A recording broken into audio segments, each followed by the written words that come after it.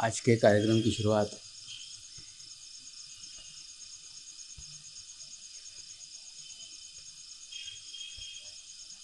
आज अंधे मित्रों के कहानी से कर रहे हैं।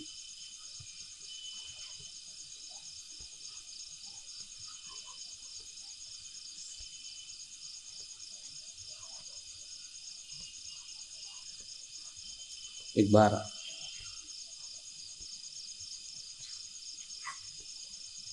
5 अंधे मित्र मिल करके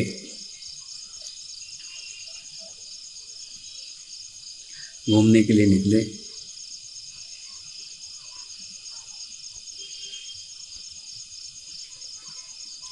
एक मंदिर के प्रवेश द्वार पर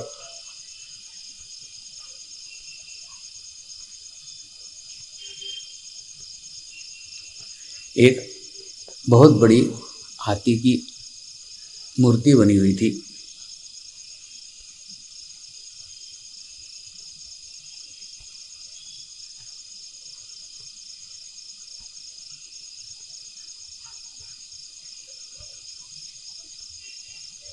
उसे जब एक अंधे मित्र ने स्पर्श किया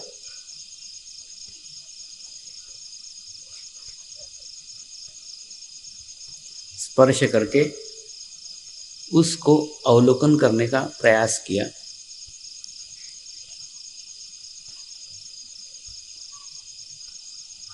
और उसने अपने बाकी सब मित्रों को बताया,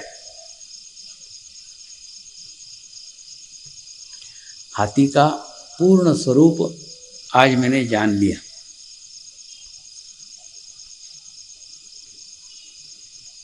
आज मुझे पता चल गया हाथी कैसा होता है। हाथी एक खंबे के समान होता है।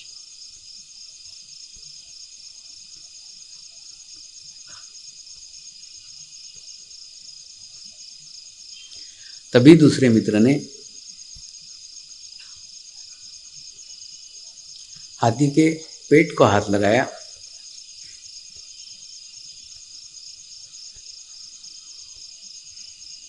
और पूरे पेट पे हाथ फेरने के बाद दूसरे मित्र ने कहा, नहीं, हाथी तो एक पहाड़ जैसा है।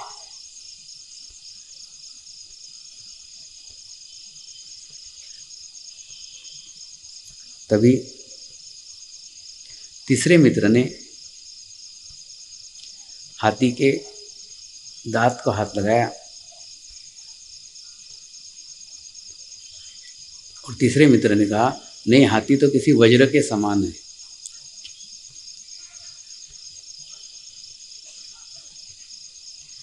चौथे मित्र ने हाथी के सूंड को हाथ लगाया और स्पर्श करके जाना कि हाथी तो एक अजगर के समान है।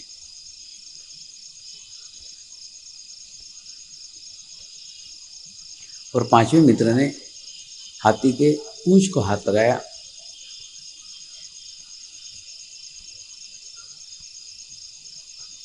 और उसने कहा, नहीं, आप सब लोग गलत कह रहे हो। हाथी के पूर्ण स्वरूप को तो मैंने ही जाना है। हाथी तो सिर्फ रस्सी जैसा है।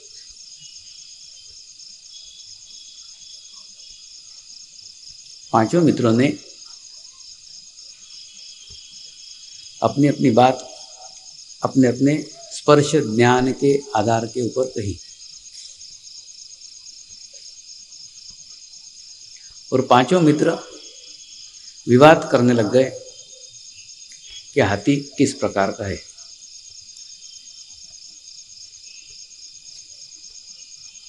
उसी समय वहां से एक व्यक्ति जा रहा था। उस व्यक्ति ने जब इन पांचों अंधे मित्रों को आपस में लड़ते हुए देखा और हाथी के पूर्ण स्वरूप के लिए लड़ रहे थे,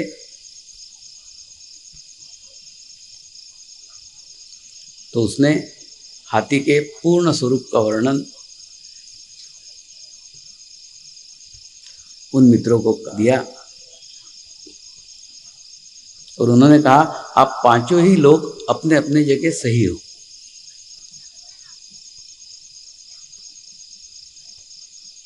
आपके पांचों का कहना एकदम सत्य है, एकदम सच है। आप जैसा वर्णन कर रहे हो वो सब कुछ इस हाथी में शामिल है। लेकिन सिर्फ वो उतना वर्णन ही नहीं है, उसके अलावा भी बाकी कुछ है, इसलिए आपने सिर्फ एक अंश को हाथ लगाया है, स्वरूप को नहीं। और ये सब मिलकर के एक स्वरूप बनता है। वो हाथी का संपूर्ण समग्र स्वरूप है। स्पर्श ज्ञान के द्वारा आप हाथी के स्वरूप के एक भाग को जान पाते हैं, लेकिन दृष्टि ज्ञान के द्वारा हाथी के पूर्ण स्वरूप को जान सकते हैं।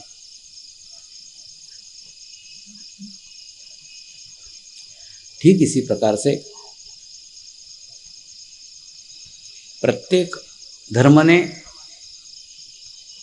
परमात्मा के एक स्वरूप का वर्णन किया हुआ है।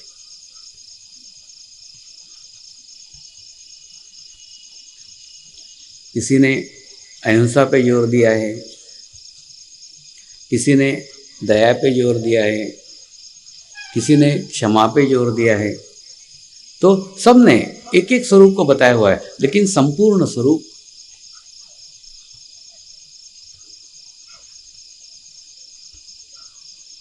इस प्रकार स्पर्श ज्ञान के द्वारा संपूर्ण स्वरूप नहीं जाना जा सकता। ठीक उसी प्रकार से किसी भी धर्म के द्वारा पूर्ण स्वरूप को जानना कठिन है।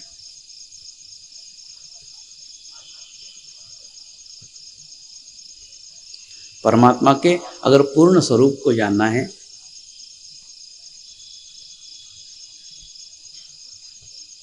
तो आत्मज्ञान की आवश्यकता है। स्पर्श ज्ञान काफी नहीं है।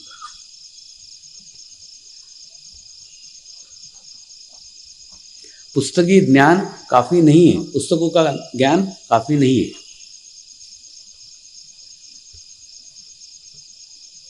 धार्मिक पुस्तकों के साथ साथ आपको अनुभूति की आवश्यकता है।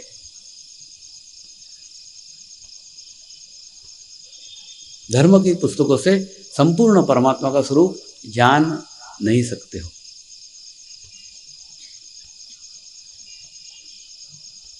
उसके साथ साथ आपको अनुभूति प्राप्त करना आवश्यक है। अन्यथा पुस्तकों में जो भी लिखा हुआ है उसका अर्थ आप आपकी इच्छानुसार लगाओगे, उसके सही मायने सही अर्थ आप समझ नहीं पाएंगे, क्योंकि लिखने वाले ने अपने स्तर पे बात कही हुई है, पढ़ने वाला अपने स्तर पे बात को समझ रहा है। इसलिए बिना अनुभूति के पुस्तक का ज्ञान भी आपको पूर्णतः प्राप्त नहीं हो सकता है। अनुभूति आवश्यक है, बिना अनुभूति के ये संभव ही नहीं है।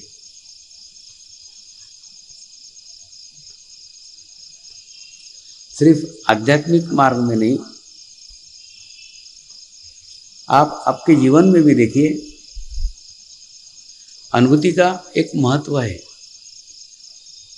अनुभव का एक महत्व है। बिना अनुभव के कोई ज्ञान प्राप्त नहीं हो सकता। अगर ऐसा होता तो टीचर की आवश्यकता नहीं थी, स्कूल की आवश्यकता नहीं थी। बच्चे जाते पुस्तक की दुकान से पुस्तक खरीदते, परीक्षा दे देते, पास हो जाते। क्या आवश्यकता थी टीचर की? क्या आवश्यकता थी शिक्षक की? क्या आवश्यकता थी इतनी बड़ी बड़ी बिल्डिंगें बनाने की? कोई जरूरत नहीं है। लेकिन इन बिल्डिंगों की इसलिए आवश्यकता है, वो टीचर की इसलिए आवश्यकता है ताकि पुस्तक में लिखी हुई बात वो अपने आधार के ऊपर, अपने अनुभव के आधार पे आपको अच्छे से समझा सके।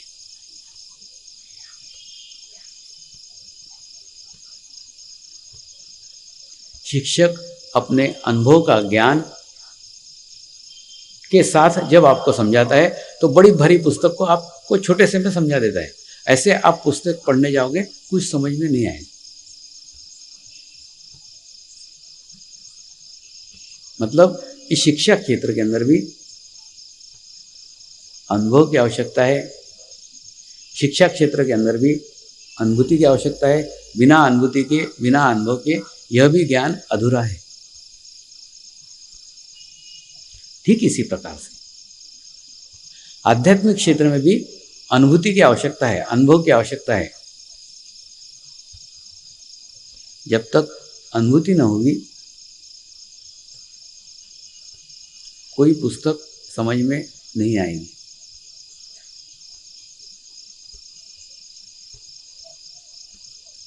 हमारे कबीर साहब ने कहा है, शून्य शिखर पे अनहत बाजे।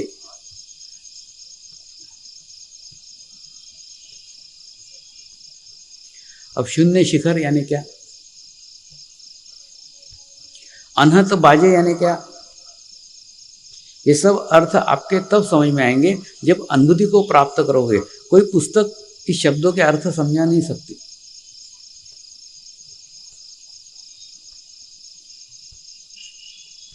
शून्य शिखर उन्होंने निर्विचार स्थिति को कहा हुआ है। सहस्त्रार पे पहुंचने के बाद में आपको एक शून्य की अवस्था प्राप्त हो जाती है, एक निर्विचारता की स्थिति प्राप्त हो जाती है, और उस निर्विचारता की स्थिति में अनहत का नाद बजने लग जाता है। अनहत का नाद यानी जैसे छोटे से बच्चे की जब हम तालू देखते हैं वैसे लप लप लप लप करती रहती है, ठीक उसी प्रकार से आपने आपके जीवन में भरा हुआ कचरा जब निकाल के फेंकते हैं, आप भी इनोसेंट हो जाते हैं, आप भी बच्चे हो जाते हैं। तो आपकी भी तालू उसी प्रकार लपलपाने लगती है। उसका स्पंदन आपके तालु भाग पे आपको महसूस होना शुरू हो जाता है। इसीलिए कबीर साहब ने कहा है, शून्य शिखर पे अनहत बाजे।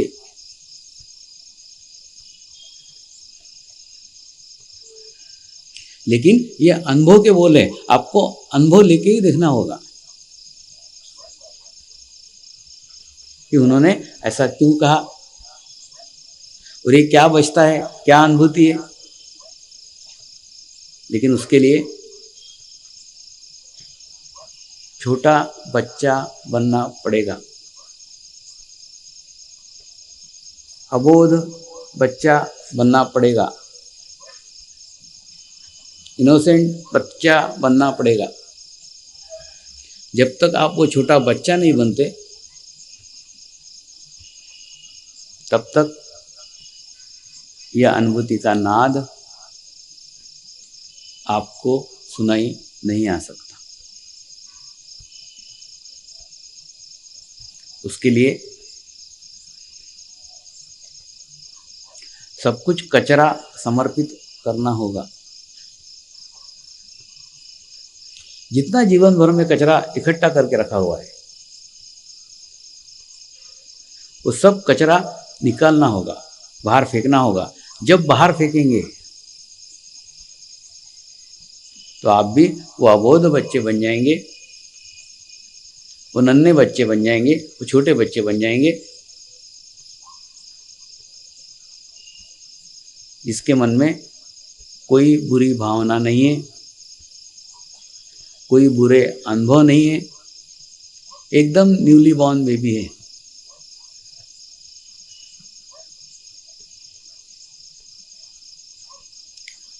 आपकी आत्मा आज एक दिन की है। आप कल्पना करो कि कल आपका जन्म हुआ है और आज आप एक दिन के बच्चे हैं, और एक दिन के बच्चे के कोई भूतकाल नहीं होता, कोई बुरे ख्यालात नहीं होते, बुरे अनुभव नहीं होते, कुछ नहीं होते। ऐसे पवित्र छोटे बच्चे बन जाओ। लेकिन ये बनने के बीच एक अड़चन है। ये जो उम्र इतनी बड़ी है ना, इस उम्र में जितना कचरा भरा है बचपन से, वो सब कचरा फेंकना होगा, खाली करना होगा। कोई भी व्यक्ति अपना भूतकाल भुला नहीं सकता है। कोई भी व्यक्ति अपना कचरा स्वयं निकाल नहीं सकता है। कोई नहीं निकाल सकता। आप नहीं निकाल सकते, मैं नहीं निकाल सकता, कोई नहीं निकाल सकता। आप कितना भी चाहो, एक क्षणिक याद आपकी भूतकाल की आपके सारे जीवन को डिस्टर्ब कर देती है।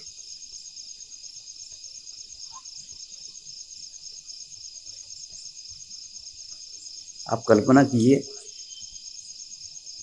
आप एक गंदी पानी की बोतल है, आपके पूरे बोतल में गंदा पानी भरा हुआ है, कीचड़ भरा पानी भरा हुआ है, और ये गंदे पानी की बोतल आप खाली करना भी चाहते हैं। भूतकाल के बुरे अनुभव, भूतकाल की घटनाएं, भूतकाल में बुरे आए हुए व्यक्ति, सब इस बोतल में कचरे के रूप में भरा हुआ है।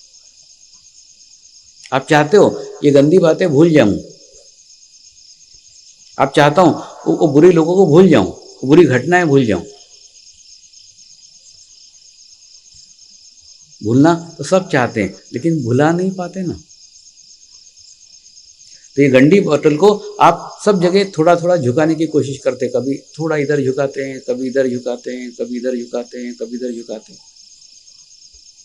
कभी थोड़ी सी ज्यादा झुक गई कहीं, तो हो सकता है गंदगी का एक दो कतरा उसमें से बाहर निकल जाए,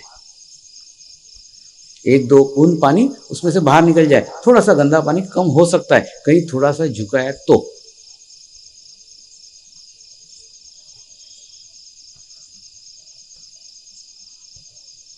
लेकिन यहां थोड़े से झुकाने से काम नहीं चलेगा।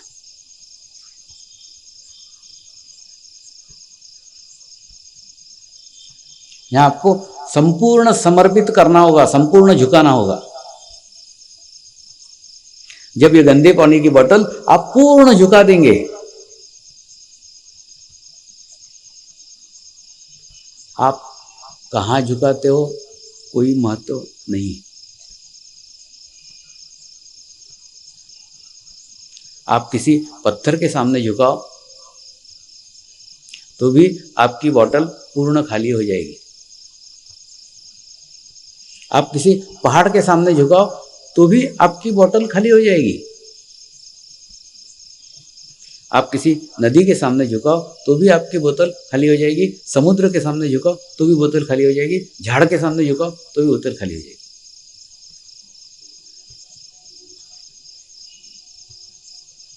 लेकिन संपूर्ण झुकाना होगी, पूर्ण झुकाना होगी। कहां झुका रहो कोई मायना नहीं है, कहीं भी झुकाओ।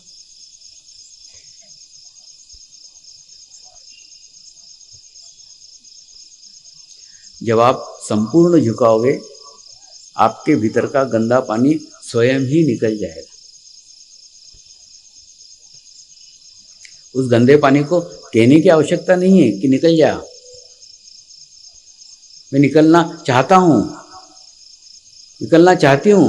कुछ कहने की जरूरत नहीं, कुछ इच्छा व्यक्त करने की जरूरत नहीं। आपकी कृति मात्र उसको पूर्णतः खाली कर देगी।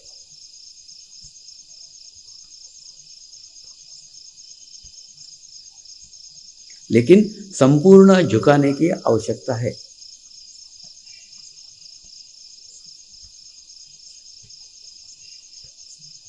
और किसी अगर सदगुरु के सामने झुकाओगे तो वृक्ष, पहाड़, नदी, समुद्र निर्जीव है। ये आपकी गंदगी निकालने में आपकी कोई मेहनत नहीं करेंगे, आपकी कोई मदद नहीं करेंगे। लेकिन सदगुरु जीवंत है, वो अपनी जीवंत इच्छा शक्ति से आपका सब कचरा लेने को तैयार है, आपके सब दोष लेने को तैयार है, आपका सारा भूतकाल लेने को तैयार है।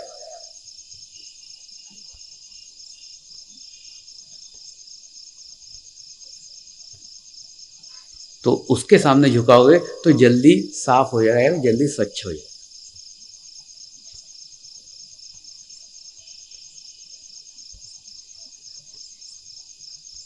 अब जब कचरा फेंकने के लिए जाते हो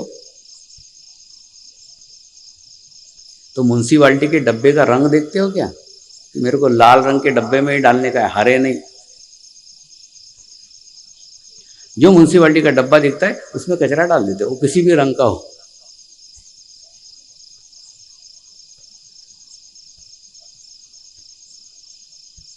सदगुरु वो डब्बा है जो आपका कचरा लेने के लिए तैयार है, आपकी बीमारियां लेने के लिए तैयार है, आपके पाप लेने के लिए तैयार है, आपके दोष लेने के लिए तैयार है, आपकी बुरी घटनाएं लेने के लिए तैयार है, सब लेने को तैयार है।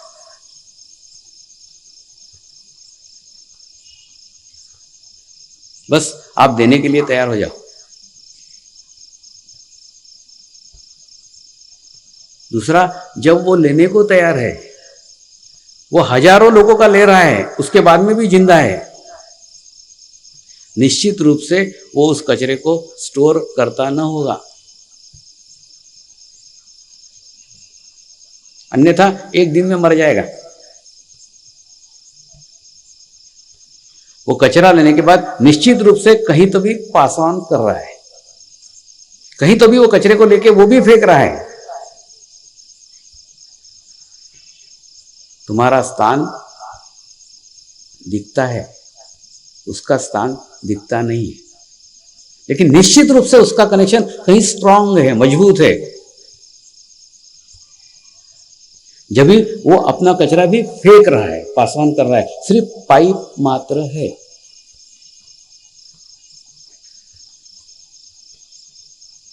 खाली है, निखालस है, वो स्टोर नहीं करता, डस्टबिन नहीं है, कचरे का डब्बा नहीं है। आपको कचरे का डब्बा दिख रहा है, वो कचरे का डब्बा नहीं है।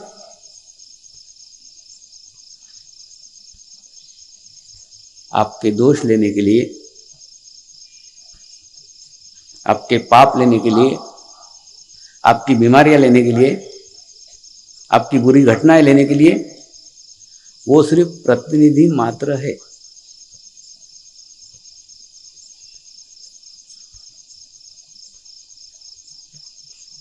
कोई गुरु शक्ति, कोई गुरु सत्ता उसके पीछे क्रियान्वित है, उसके बिना वो लेकर जीवित नहीं रह सकता।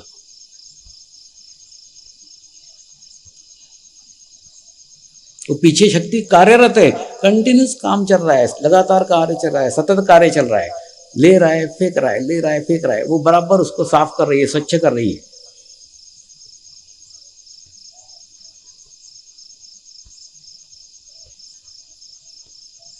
पीछे शक्तियां कार्यरत है।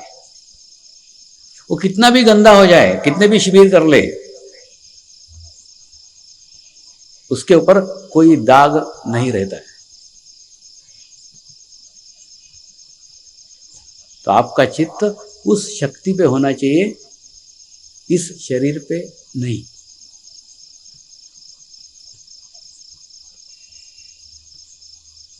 तो ऐसा आपके भीतर के बॉटल का कचरा आप अगर समर्पित कर सको तो सारा भूतकाल समाप्त हो जाएगा।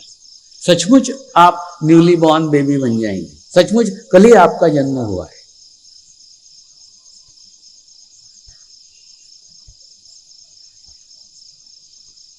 वो अवधिता, वो पवित्रता आपके भीतर आ जाएगी, सब कचरा निकल जाएगा, सब दोष निकल जाएंगे, सब बीमारियां निकल जाएंगी।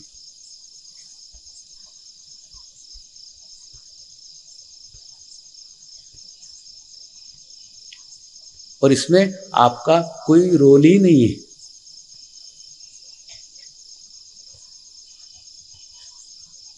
कोई क्रियाएं नहीं करने की, कोई प्रयत्न नहीं करने के, कोई आसन नहीं करने के, कोई प्राणायाम नहीं करने का, कुछ करने का नहीं है, सिर्फ झुकने का है।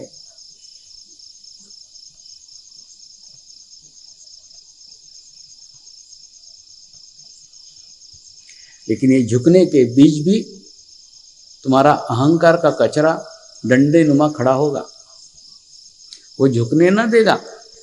पत्थर के सामने झुकने देगा, जीवंत सदगुरु के सामने बिल्कुल झुकने नहीं देगा। वो इंतजार करेगा किस दिन ये सदगुरु मरे, उसके समाधि पे झुकूंगा, उसके सामने कभी ना झुकूंगा।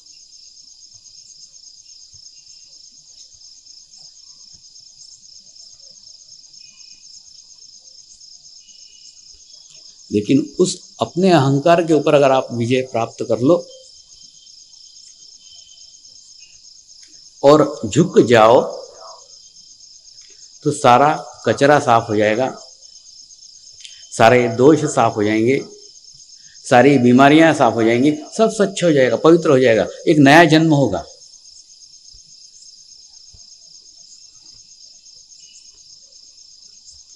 एक तुम्हारी मां थी जिसने तुम्हारे शरीर को जन्मा था। आज मैं तुम्हारी वो मां हूं जिसने तुम्हारे आत्मा को जन्म दिया है।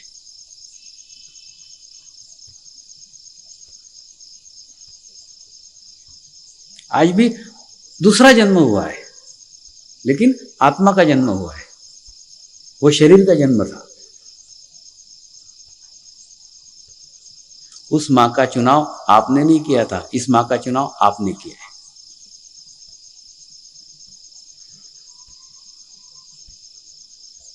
तो ऐसा अगर आप समर्पित हो सके तो आप एक शुद्ध और पवित्र व्यक्ति हो जाएंगे।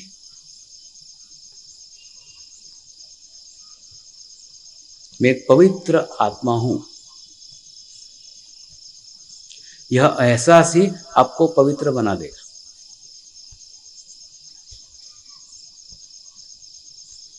सिर्फ उस एहसास को मन में लाओ, धीरे धीरे आपकी बोतल झुकना चालू हो जाएगी, जाने अनजाने में झुकेगी, पता भी न चलेगा। और पता भी न चलेगा कब बोतल पूरी झुक गई और कब कचरा साफ हो गया।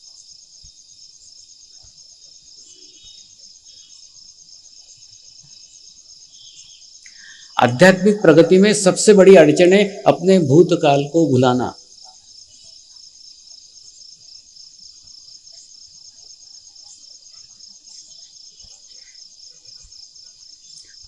वो भुलाया नहीं जा सकता, समर्पित किया जा सकता है। उस भूतकाल को समर्पित कर दो।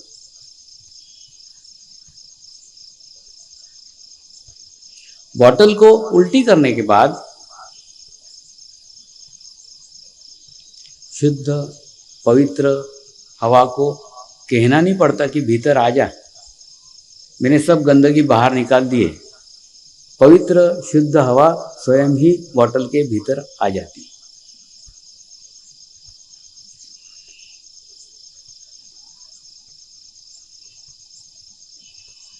लेकिन पवित्र हवा की इच्छा प्रत्येक व्यक्ति करता है, शुद्ध हवा की इच्छा प्रत्येक व्यक्ति करता है, अमृत प्राप्त करने की इच्छा प्रत्येक व्यक्ति करता है, चैतन्य प्राप्त करने की इच्छा प्रत्येक व्यक्ति करता है।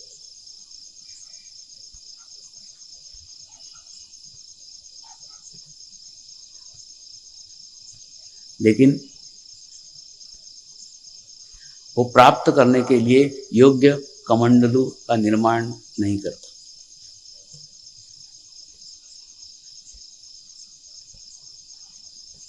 उसके योग्य अपने बोतल को नहीं बनाता। बॉटल खाली करके ही ये सब कुछ संभव है। उस चैतन्य के लिए, उस पवित्रता के लिए, उस अमृत के लिए जगह बनाना आवश्यक है।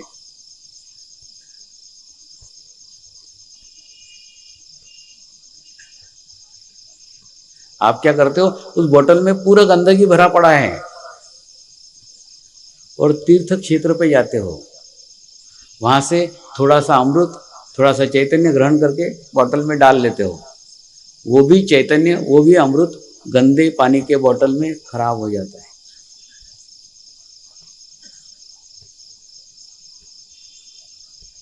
एखादे संत के सानिध्य में जाते हो, उससे थोड़ा सा एनर्जी लेते हो, थोड़ा सा चैतन्य लेते हो, फिर वो बोतल में डालते हो,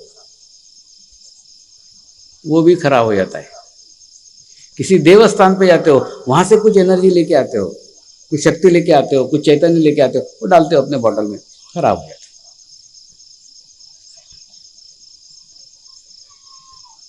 ये ऐसा चैतन्य इकट्ठा करके कुछ फायदा होने वाला नहीं है।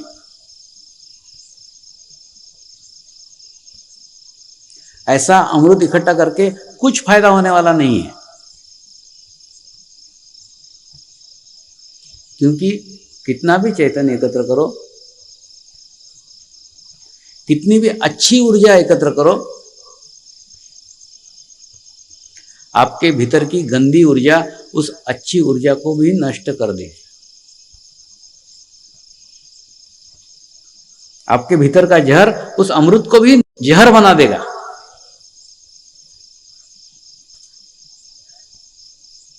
तो क्यों विश्व का अमृत बर्बाद करते फिरते रहते हो?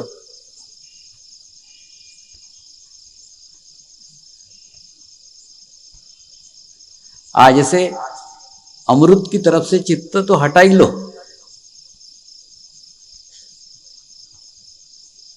कहीं से अच्छी ऊर्जा लेने की कोशिश ही मत करो।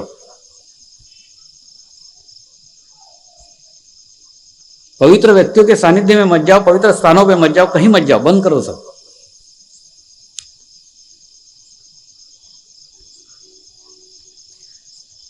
आज से अपने भीतर का जहर बाहर निकालने की कोशिश करो।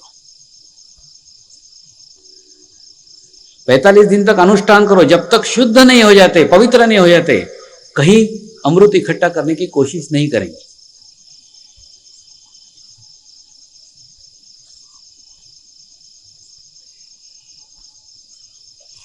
क्योंकि भीतर का जहर जब आपके अंदर है, भीतर की गंदी ऊर्जा जब आपका अंदर है, तब तक बाहर से लेके क्या करोगे?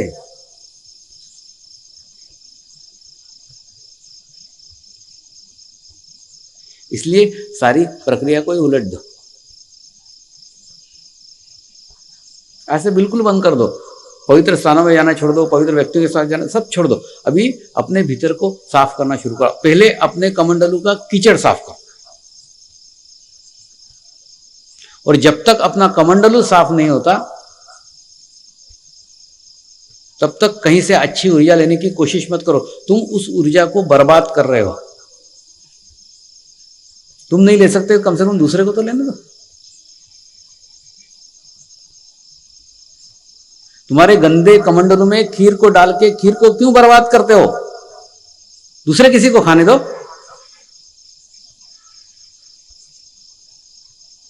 अरे किसी के काम तो खीर आएगी।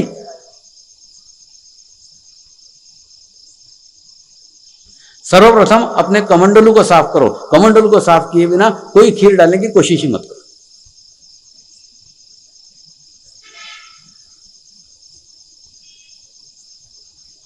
इसलिए 45 दिन सतत प्रयास करो कि आपकी बोतल पूर्णतः खाली हो जाए। सतत प्रयास करो कि आप पूर्ण शुद्ध और पवित्र आत्मा बन जाए।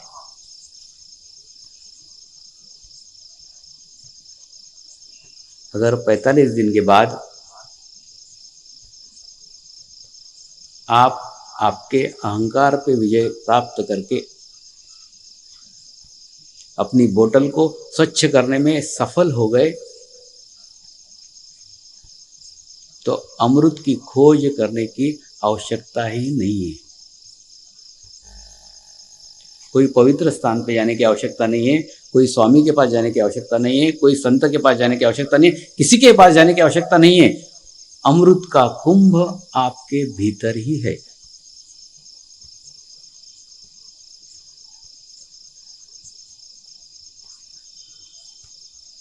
सिर्फ उसके ऊपर आपने दुनिया भर का कचरा डाल के रखा हुआ है।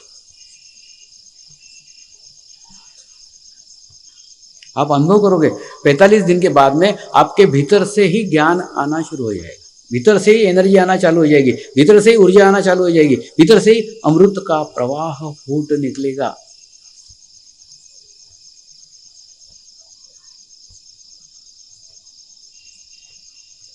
और फिर प्रवाह ऐसा फूट निकलेगा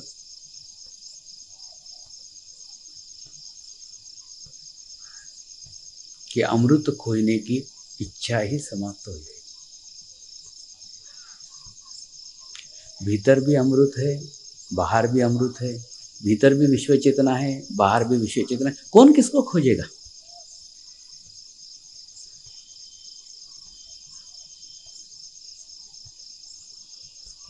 फिर कहीं जाने की कोई आवश्यकता नहीं, कोई ढूंढने की आवश्यकता नहीं है, कुछ खोजने की आवश्यकता नहीं, सब आपके भीतर से मिल जाएगा।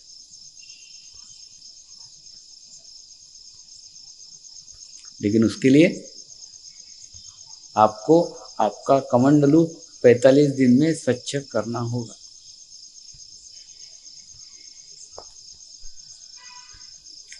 आगे के 45 दिन आपके जीवन के वो निर्णायक दिन है जिन दिनों में आपके सफाई का कार्य आपको ही करने का है। मैंने कल ही बताया, गुरु का कार्य सिर्फ इलेक्ट्रिशियंस का है, कनेक्शन करा देगा, बटन दबाना नहीं आएगा, वो आपको दबाना है।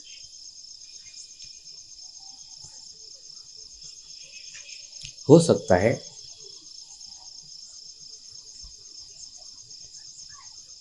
आज आपको कुछ समस्याएं हो, आज आपको कोई प्रॉब्लम हो, उन सब समस्याओं को, उन सब प्रॉब्लम को, उन सब बीमारियों को, उन सब तकलीफों को एक कागज में लिख के आप छोड़ दो।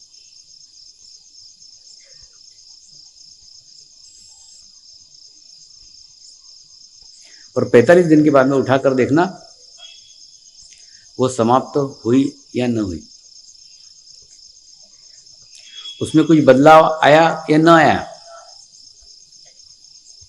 अगर आए तो ध्यान कंटिन्यू करना, नहीं आए तो छोड़ देना।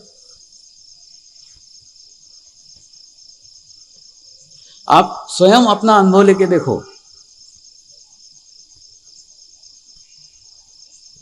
आपको स्वयं को अनुभव आएगा। आज हजारों साधक है, प्रत्येक साधक को पूछोगे, प्रत्येक पुस्तक बताएगा आपको उसके अनुभव की। एक किताब लिख सकता है, इतने अनुभव एक एक साधक के पास है।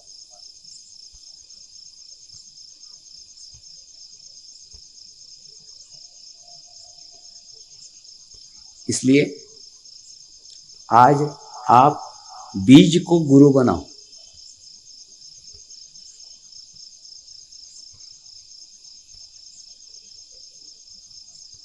हम देखते हैं बीज की ऊर्जा शक्ति एकदम इतनी छोटी सी रहती है, छोटा सा बीज रहता है,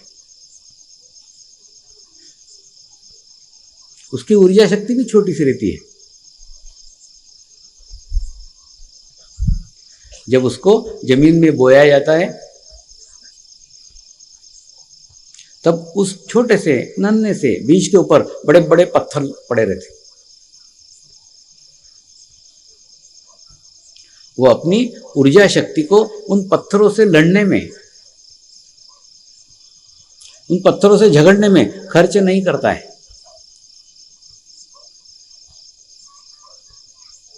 वो बीज अपनी सारी ऊर्जा को एकत्र करता है,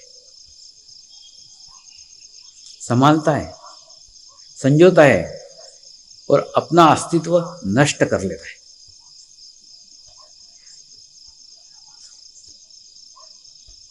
और बीज जब स्वयं का अस्तित्व नष्ट करता है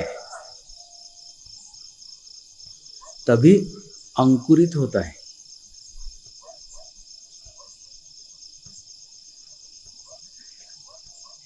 और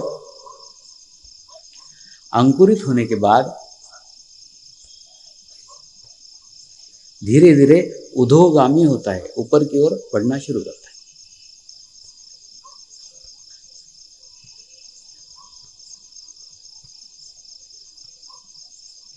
रास्ते में बड़े बड़े पत्थर आते हैं, उन पत्थरों से लड़ता नहीं है, झगड़ता नहीं है, उनके पास से रास्ता निकालता है, पास से रास्ता बनाता है।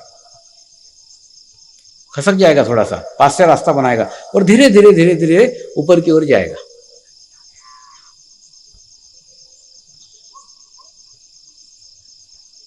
फिर कुछ बकरियां भी आएंगी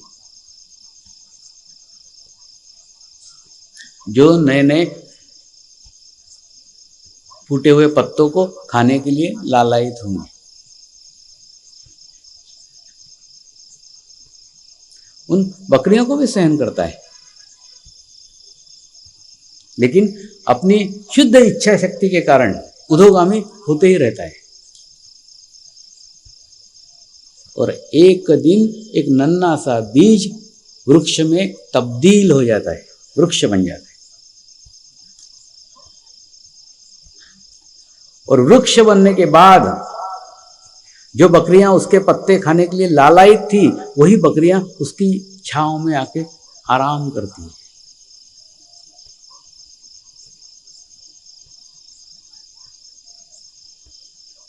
ठीक इसी प्रकार से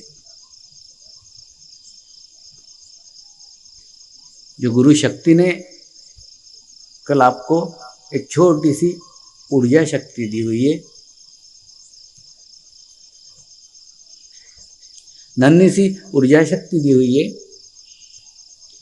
छोटे से बीज के समान शक्ति दी हुई है,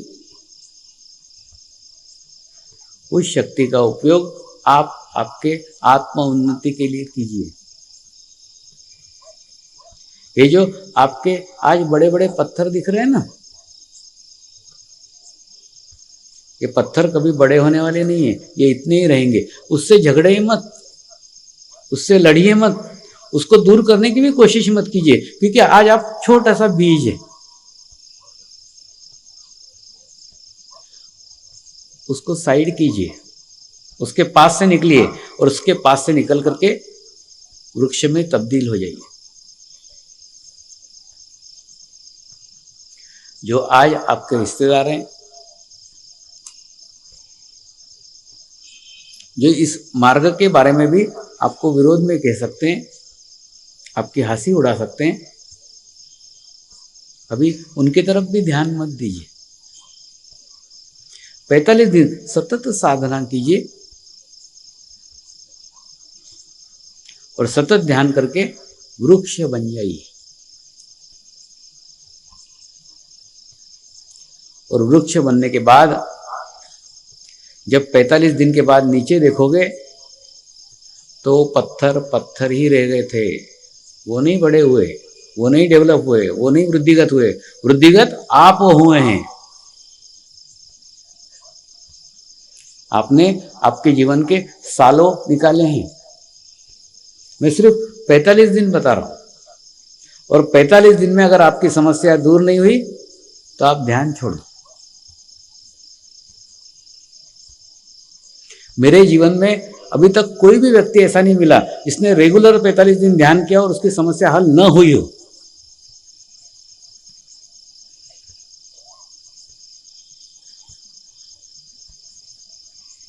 चमत्कार हो जाते हैं, आपको भी होंगे। लेकिन कई साधक आके जब अपनी अपनी अनुभूतियां बताते हैं तो उनको कहता हूं मैं चमत्कार नहीं करता, मैं चमत्कार में विश्वास करता हूं। सामूहिक शक्ति और आपका समर्पण दोनों के कारण चमत्कार घटित होता है। विश्व चेतना सब कुछ घटित कर सकती है। लेकिन आपका संबंध उसके साथ पक्का होना चाहिए, निश्चित होना चाहिए। तो एक छोटे से बीज को गुरु बनाओ और 45 दिन तक कोई भी समस्या हो, कोई भी प्रॉब्लम हो, सब में से चित्त हटा लो, सब में से अटेंशन हटा लो और हटा करके सारा ध्यान, सारा लक्ष्य अपनी आत्म उन्नति के लिए लगाओ।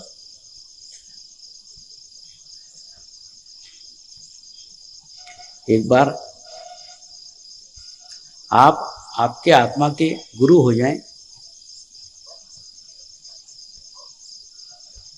तो सब कुछ ज्ञान आपको आपके भीतर से ही मिलना प्रारंभ हो जाए। ये सब कुछ प्रयत्न, सब कुछ प्रयास सिर्फ आपको आपका गुरु बनाने के लिए ही है। एक बार आप आपके गुरु बन जाओ, सारी मुश्किलें हल हो जाएगी।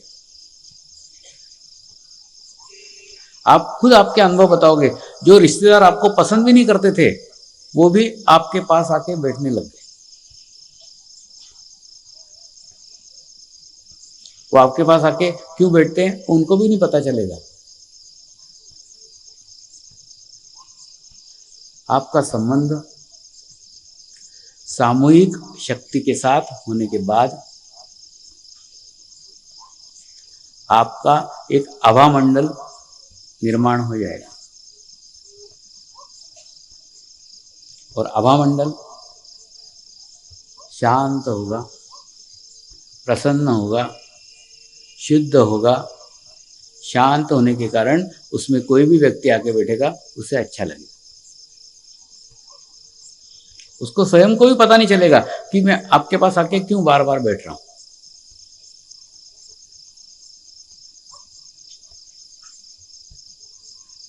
लेकिन ये तभी संभव है जब आप बीज से वृक्ष बन जाए।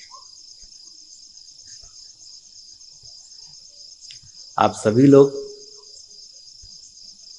45 दिन ध्यान करके अपने कमंडलू को पूर्णतः स्वच्छ कर लेंगे और बीज से वृक्ष बन जाएंगे। यही शुद्ध इच्छा मैं आपके लिए कर रहा हूं।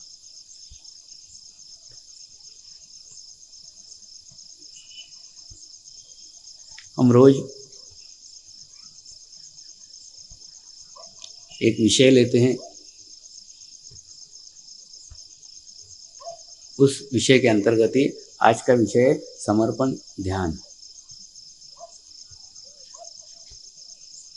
आध्यात्मिक प्रगति के लिए हमारे सब विचार स्पष्ट हो जाने चाहिए, तब आगे प्रगति हो सकती।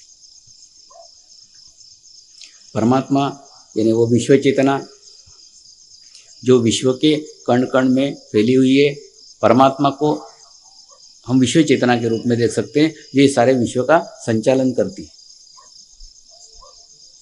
धर्म यानी मानव धर्म, क्योंकि हम मनुष्य योनि में पैदा हुए। तीसरा सद्गुरु यानी वो विश्व चेतना का जीवंत माध्यम, जिस माध्यम से विश्व चेतना क्रियान्वित होती। इसी कड़ी के अंतर्गत आज का विषय है समर्पण ध्यान।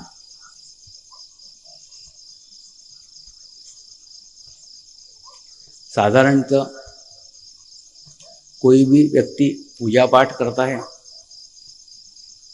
जाप करता है, तो लोग बड़ा आदर करते हैं, बड़ा धार्मिक व्यक्ति है वो, उसका रिस्पेक्ट करते हैं, आदर करते हैं। लेकिन कोई व्यक्ति ध्यान करते हुए दिखता है तो लोग उसकी खिल्ली उड़ाते, बाबा जी बन रहा है, जंगल में जाएगा, साधु बनेगा। ध्यान के बारे में अपनी बड़ी विचित्र विचारधारा है।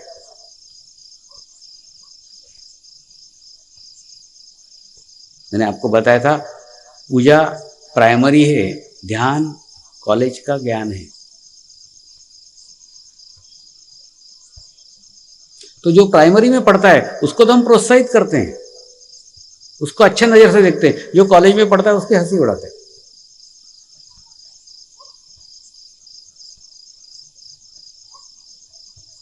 क्या कारण है? कारण यह है कि ध्यान के बारे में हमारा कंसेप्ट ही क्लियर नहीं।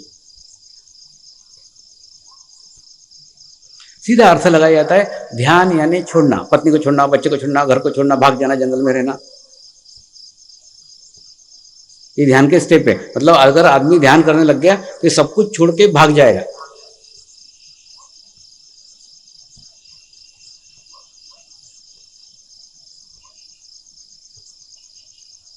वास्तव में ध्यान कुछ भी छोड़ना, तोड़ना, फोड़ना कुछ नहीं।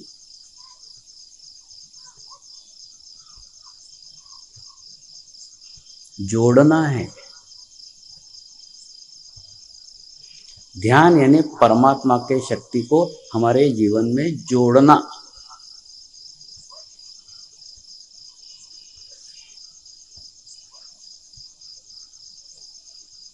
तो जोड़ने के बाद जो अच्छा रहेगा वो रह जाएगा, जो बुरा होगा वो छूट जाएगा। छोड़ने को कहाँ कह रहे? छूट जाएगा।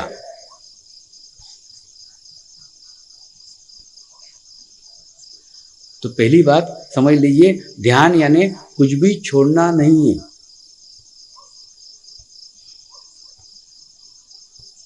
एक बार एक नशा मुक्ति केंद्र में मेरा कार्यक्रम रखा गया।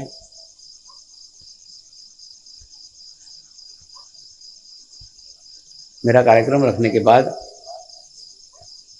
वह उस हॉल में सब शराबियों को एकत्र करके लाया। जितने व्यसन वाले व्यक्ति थे सबको एक हॉल में बंद किया गया। उन लोगों को आदत थी, उनको प्रवचन के डोज पिलाए जाते थे। एखादा डॉक्टर आके प्रवचन करता, देखो शराब नहीं छोड़ी ना तुम्हारा लीवर सड़ जाएगा, बेचारे गर्दन हिला देते। दूसरे एखादे महात्मा जी को लेके आते थे, वो बोलते देखो शराब नहीं छोड़ी ना नरक में भी जगह नहीं मिलेगी। सबको झेलते थे। जब मेरा शिविर रखा गया तो पहले दिन मैंने कहा, मैं आपकी शराब छुड़ाने के लिए नहीं आया।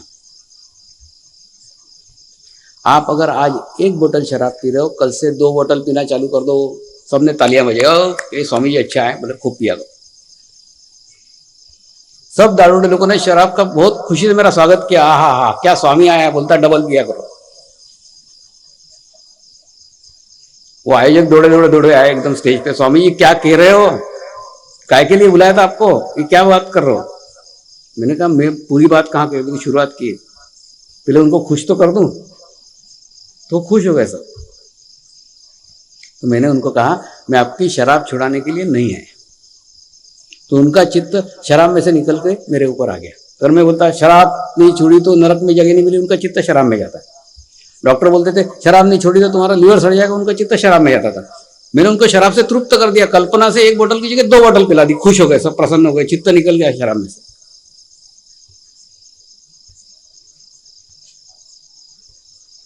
फिर आगे उनको बताया मैंने, मैं आपको ध्यान सिखाने के लिए आया हूं। मैं कहाँ कह रहा हूं शराब छोड़ दो, मैं तो कह रहा हूं डबल पियो। बाद में वहां पे शिविर आयोजित किया गया। शिविर संपन्न हुआ और शिविर संपन्न होने के बाद में 90% शराबियों की शराब छूट गई।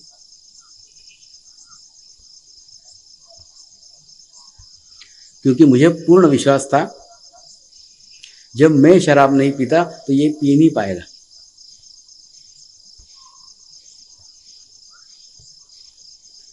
मां जब बच्चे को जन्म देती है तो जन्म के साथ साथ संस्कार देती है।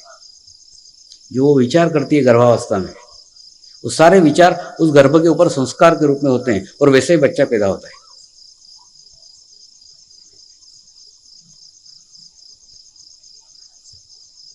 बच्चे का निर्माण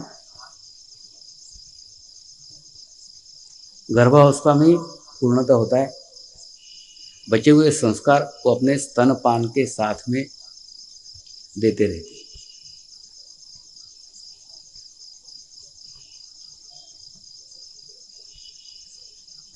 तो मैं भी आपके आत्मा को जन्म देने वाली माँ हूं। मेरे भी संस्कार आपके ऊपर होंगे ही ना। जब मैं शराब नहीं पीता, आप कैसे पी पाएंगे? मैं कहूंगा नहीं, लेकिन ऑटोमेटिक वो शराब छूट जाएगी। तो उन सब शराबियों की शराब छूट गई। तो ध्यान कुछ भी छोड़ने के लिए नहीं है, कुछ भी तोड़ने के लिए नहीं है, कुछ भी फोड़ने के लिए नहीं है, सिर्फ परमात्मा को आपके जीवन में जोड़ने के लिए है। जोड़ने के बाद में बुरी चीजें छूट जाएगी। दूसरा, इस ध्यान की विशेषता है, अगर पत्नी ध्यान करे तो पति सुधर जाएगा, और पति ध्यान करे तो पत्नी सुधर जाएगी। इतनी शक्ति इस ध्यान के अंदर है। ऐसे ही एक पत्नी की व्यथा आपको बताता हूं। एक टेलर था, यहां की बात नहीं कह रहा हूं, नॉर्थ ईस्ट की बात बता रहा हूं। इसके यहां मैं कुर्ते सिलवाने के लिए जाता था। बड़ा सज्जन टेलर था। उस सज्जन टेलर का क्या सर्टिफिकेट दूं, वो समय पे कपड़े दे देता था। इससे बड़ी सज्जनता टेलर की कुछ हो ही नहीं सकती।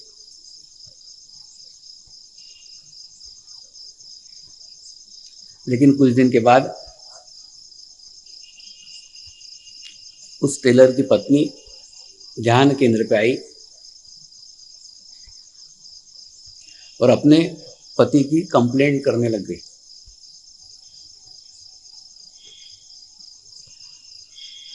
मैं थोड़ी देर तक सुनता रहा।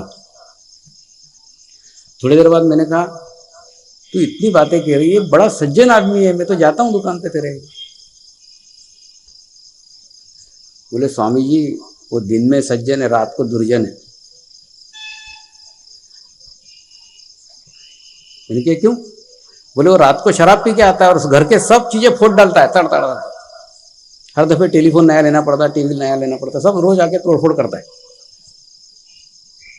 अगर मैं बाहर किसी को बताऊं तो धंधे की बदनामी होगी, दुकान की बदनामी होगी, इसलिए मैं उसको सहन करते रहती हूँ। क्या करूं? मैंने उसको कहा, एक काम कर, आज से मेडिटेशन करना चालू कर दे, ध्यान करना चालू कर दे। मैं तेरे को स्टैम्प पेपर पे लिख के देता हूं, तू ध्यान करेगी तो पति की शराब छूट जाएगी।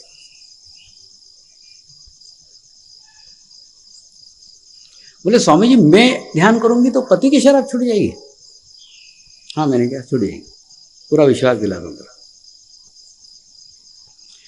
दूसरे दिन से वो ध्यान करने लगे। 1 महीना हो गया, 2 महीना हो गया, 2 महीना हो गया तो भी पति की कोई शराब नहीं छूटी। फिर सेंटर पे रोने लग गए, स्वामी जी आप तो बोल रहे हो कि पति की शराब छूट जाएगी, 2 महीने से ध्यान कर रहे हो, वो पूरी बोतल पीता है, पूरी की पूरी पीता है, आधी भी नहीं हुई अभी तक, कोई प्रगति नहीं हुई, कोई प्रोग्रेस नहीं है, उतनी पी रहा है।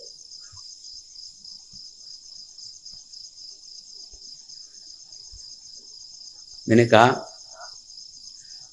तू अपनी नाक गंदी नाली में डाल के रखिए और अपने ऊपर सेंट की बोतलें डाल रही है और कहती खुशबू तो आती नहीं, आएगी कहां से? नाक कहां है तेरी गंदी नाली में? वैसे ध्यान कर रही है 2 महीने से, लेकिन चित्त है उस गंदे पति में। तो जब तक उस गंदे पति में से चित्त हटा के परमात्मा की ओर नहीं ले जाएगी, कोई चेंज नहीं आएगा, कोई बदलाव नहीं आएगा। उसको कुछ बात पटी, दूसरे दिन से पति का विचार करना छोड़ दिया, तो पति में भी चेंज आना शुरू हो गया। एक हॉल के अंदर मैं ध्यान करा रहा था। वहां पे वो टेलर महोदय आते थे, स्कूटर के ऊपर बाहर बैठे रहते थे, पत्नी को अंदर छोड़ते थे, पत्नी ध्यान करके वापस जाती थी, उनको स्कूटर पे लेके चले जाते। तो ध्यान केंद्र तक पहुंचाने और ले जाने का कार्य वो करते थे। एक दिन खूब जोर से पानी आया और कहीं रुकने को जगह नहीं थी। वो टेलर महोदय भी घुस गए हॉल के अंदर, बैठ गए पीछे। सब लोग ध्यान कर रहे थे, वो भी ध्यान करने लग गए। और ध्यान समाप्ति होने के बाद मेरे पास आए, स्वामी जी आज मैंने भी ध्यान किया। मैंने कहा अच्छा। स्वामी जी मुझे बहुत अच्छा लगा। मैंने कहा अच्छा। स्वामी जी मैं भी ध्यान करना चाहता हूं। मैंने कहा ठीक है, लेकिन मैं रात को शराब पीता हूं ना। मैंने कहा रात को शराब पिया कर, सवेरे ध्यान किया कर, चलेगा? हाँ चलेगा। तो एकदम खुशी से तैयार हो गया कि अपने शराब के बीच तो ध्यान कहीं आ ही नहीं रहा है। तो सवेरे ध्यान करता था, रात को शराब पीता था। लेकिन जैसे जैसे गंदी बोतल खाली होना शुरू हो गई,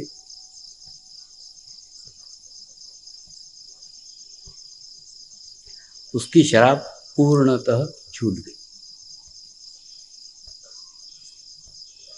लेकिन मैंने कभी ना कहा कि शराब मत पिए। ऑटोमेटिक छूट गई, खुद ही छूट गई। इसलिए बहनों के लिए संदेश है, पति कितना भी गंदा हो, पति कितना भी बुरा हो, उसको सुधारने की कोशिश मत करो। कभी कभी पति इतने गंदे रहते हैं, उनके सुधारने में आपको नहीं बिगड़ जाते।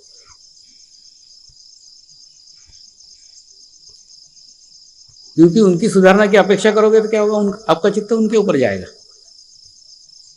तो वो तो नहीं सुधरेंगे, आप बिगड़ जाओगे।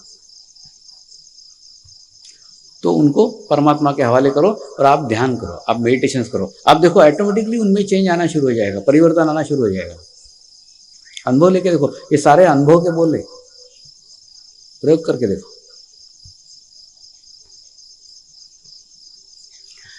दूसरा, पति खराब होते ऐसे नहीं, पत्नियां भी खराब होती।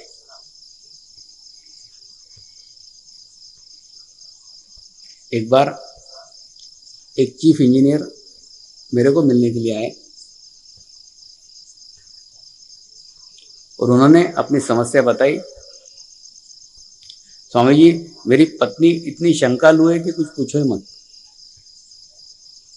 मेरे ऑफिस में उसके जासूस लगे हुए हैं। अगर ऑफिस की कोई सहकर्मी स्त्री मेरे केबिन में 10-15 मिनट भी बैठी, तुरंत ऑफिस के जासूस मेरे पत्नी को बता देते हैं कि फलानी फलानी मैडम आज साहब के कमरे में 15 मिनट थी। वो रात को मेरी पिटाई करती, रात को मारती मेरी पत्नी मेरे को। इसलिए उस पत्नी को मैं तलाक देना चाहता हूं, छोड़ना चाहता हूं। मैंने भी वो चीफ इंजीनियर को सहानुभूति बताई, लेकिन ऐसी पत्नी को छोड़ ही देना चाहिए। लेकिन एक काम करो ना, थोड़ी सुधार की गुंजाइश है। तुम 2-1 महीने ध्यान करो और ध्यान करने के बाद भी मारपीट करे तो छोड़ दो, ठीक बराबर। दूसरे दिन से उन्होंने भी ध्यान शुरू किया, मेडिटेशन करना शुरू किया। 2 महीने के बाद में फिर मेरे को मिलने के लिए आए। तो मैंने उनको पूछा, कुछ बदलाव आया, कुछ चेंज आया, समस्या कुछ सुधरी? हाँ स्वामी जी बहुत सुधरी, आजकल सिर्फ गालियां देती। तो इतना चेंज, इतना बदलाव आ गया कि 2 महीने में मारपीट से वो गालियों पे आ गई। चीफ इंजीनियर भी खुश हो गए, उन्होंने कहा मारती पीटती तो नहीं, गालियां देती खाली। और जब मैं उधर से इधर आने को निकला, उनकी पत्नी भी आई, स्वामी जी मैं भी ध्यान सीखना चाहती हूँ, मैं भी ध्यान करना चाहती हूँ।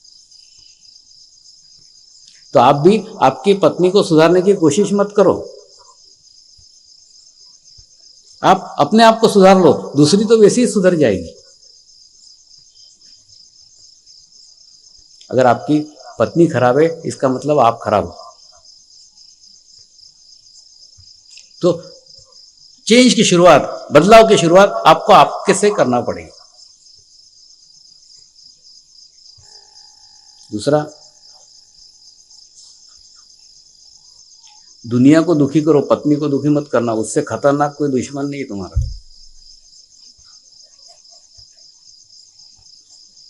ये मैं मेरे अनुभव के बोल बता रहा हूं।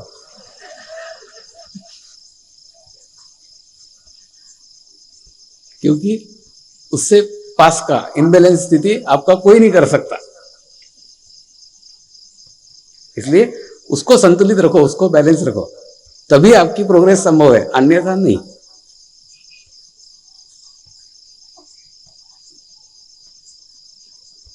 क्योंकि बाकी किसी गली में कोई आपको गालियां देता हो तो गली छोड़ के तो जा सकते हो, यहां कहां भागोगे। इसलिए ये बहुत पड़ोस का दुश्मन है, इससे हर दफे अच्छे से रहो।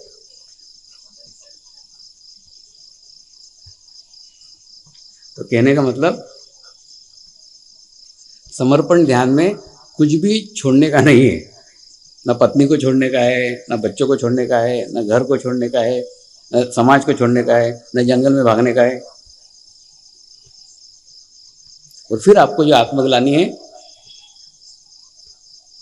कि संसार में रह के प्रगति कैसे कर सकते हैं, तो इसके लिए गुरुदेव ने मेरे उदाहरण के रूप में आपके सामने रखा हुआ है। मैंने पत्नी को छोड़ा नहीं है, बच्चों को छोड़ा नहीं है, घर को छोड़ा नहीं है, सबके साथ में रह रहा हूं, लेकिन किसी में भी नहीं हूं।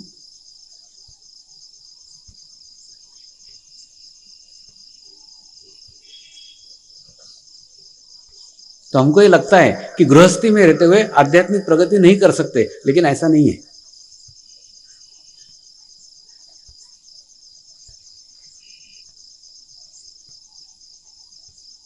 दूसरा, जो जीवन की समस्याओं से घबरा के भागे हुए भगोड़े हैं, जो जंगलों में रह रहे हैं, वो आके हमारी क्या स्थिति सुधारेंगे? उनको हमारी समस्या मालूम नहीं, वो खुद समस्या से भाग गए। तो समस्याओं से भागिए मत, अपने को वृक्ष बनाइए। वृक्ष बनने के बाद में वो समस्या पत्थर नजर आएगी।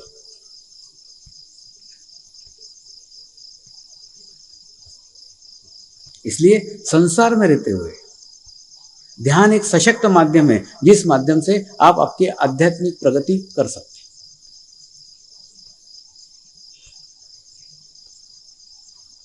तो अपने को परमात्मा से जोड़ना ध्यान है। अपने जीवन में परमात्मा की शक्ति को लाना ध्यान है। सामूहिक शक्ति के साथ जुड़ना ध्यान है। सदगुरु तो सिर्फ एक सिंबल है, जिसके कारण हम विश्व चेतना के साथ जुड़ते हैं। जैसे हम सत्यनारायण की पूजा करते हैं कि नहीं, सुपारी रख के पूजा करते हैं कि ये गणेश जी। हमको मालूम रहता है कि वो गणेश जी नहीं है, वो सुपारी है, लेकिन फिर भी पंडित जी बोलते हैं इनको गणेश जी समझ के पूजा करो, अपन करते हैं, ताकि हमारी मन की एकाग्रता गणेश तत्व के ऊपर हो जाए।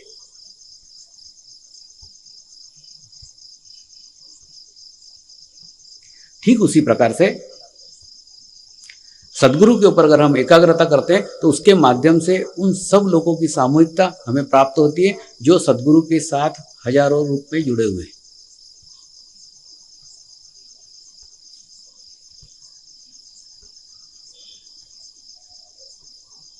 तो समर्पण ध्यान यानी अपने आप को पूर्ण समर्पित करना।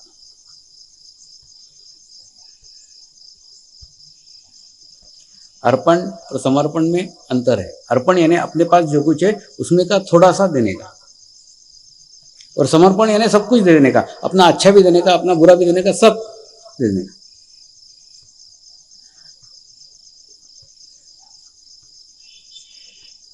और जब पूर्ण समर्पण कर दिया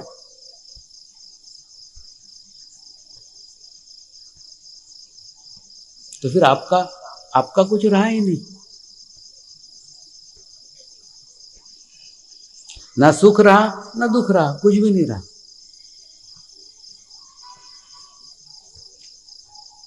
एक साक्षी भाव आपके भीतर आ जाएगा।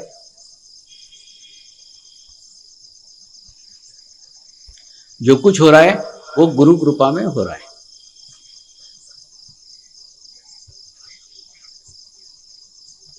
देखिए, एक ही सिक्के के दो पहलू हैं, सुख और दुख। तो अगर आप सुख मांगोगे तो भी पीछे दुख आएगा ही, और दुख मांगोगे तो भी पीछे सुख आएगा ही। एक आने के बाद में दूसरा उसके पीछे ही खड़ा हुआ है।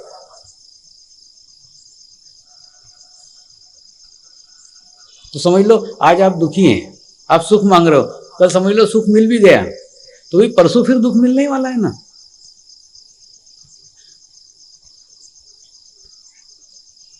स्वामी समर्थ ने कहा है, जगी सर्व सुखी असा कौन आहे। दुनिया में ऐसा कौन है जो सबसे ज्यादा सुखी है, पूर्ण सुखी है? कोई नहीं। तो सुख और दुख आपकी मन की मनोदशा है।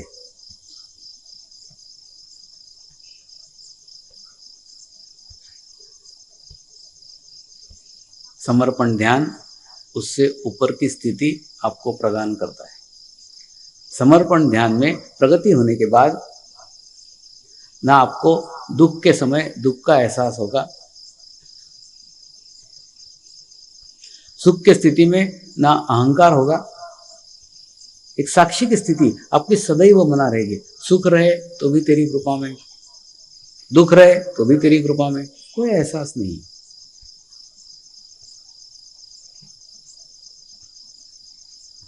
दोनों ही स्थितियों पे आप काबिज कर सकते हैं।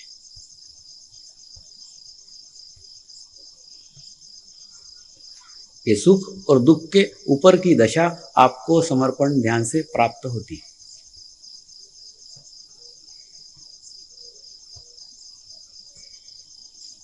आपको उस विश्व चेतना के साथ ध्यान के माध्यम से जुड़ने का है।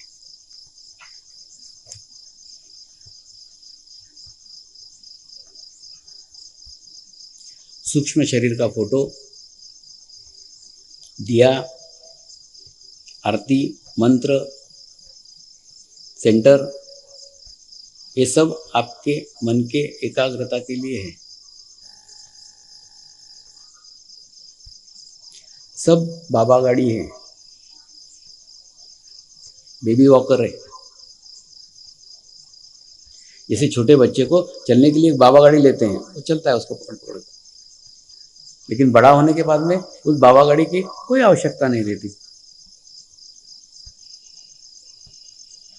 ठीक इसी प्रकार से ये सब माध्यम है जिनके द्वारा आपको उस ध्यान की उच्च अवस्था तक पहुंचने का है।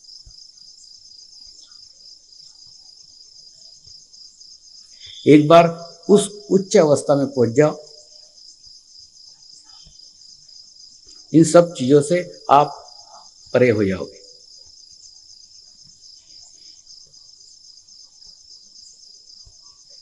फिर हम इन सब चीजों की कोई आवश्यकता नहीं रहेगी। कई साधक मुझे पूछते हैं, स्वामी जी मेरी ध्यान की स्थिति कैसी है? मैं उनको उत्तर देता हूं, तू पूछ रहा है मतलब खराब है।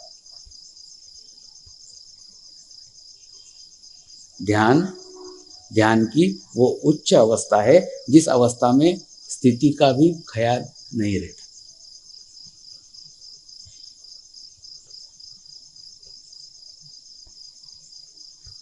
फिर इन सब साधनों की आवश्यकता नहीं है। हमारे एक साधक हैं, सऊदी अरब में सर्विस करते हैं, पीएम पटेल।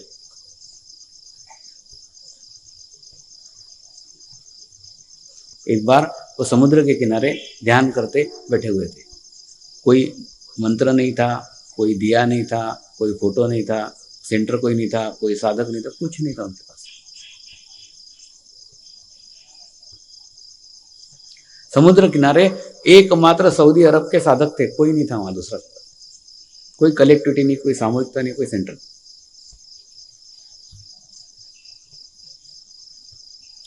जब बहुत देर ध्यान करते हुए देखकर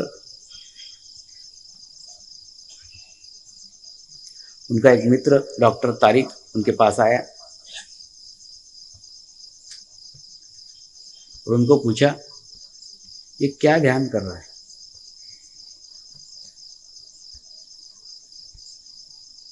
तो उन्होंने उसको मंत्र दिया, ये मंत्र के द्वारा ध्यान कर, मैं कर रहा हूं, तू भी कर। वो डॉक्टर तारिक ने भी मंत्र का उच्चारण किया, जिसे उच्चारण किया उसको भी ध्यान लग गया।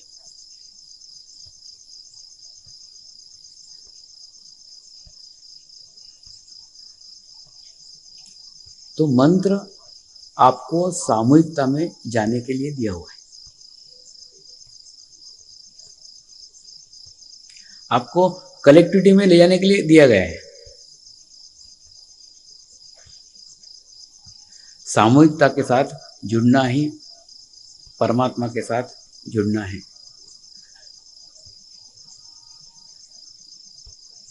तो मंत्र के माध्यम से आप वो 80,000 साधकों के साथ जुड़ जाते हैं, जो 80,000 साधक अलग अलग जाति के हैं, अलग अलग भाषा के हैं, अलग अलग देश के हैं, अलग अलग धर्म के हैं, दुनिया के अलग अलग कोने से हैं, जो इन सब से उच्च अवस्था प्राप्त किए हुए ये वो सब आत्मा है। ऐसी 80,000 साधकों की सामूहिकता आपको प्राप्त हो जाती है।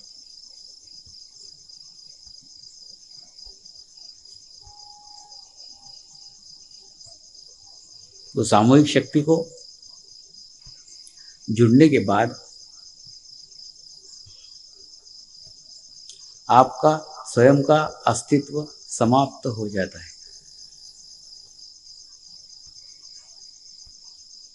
और अस्तित्व समाप्त होने के बाद आपकी स्वयं की समस्या, आपके स्वयं के प्रॉब्लम, आपकी स्वयं की बीमारियां 80,000 साधकों में डिस्ट्रीब्यूट हो जाती है, बढ़ जाती है।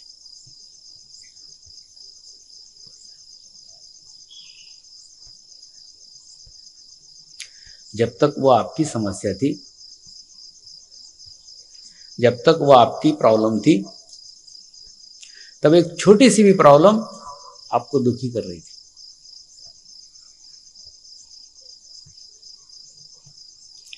जब वो जीवंत सामूहिक शक्ति के हवाले की जाती है,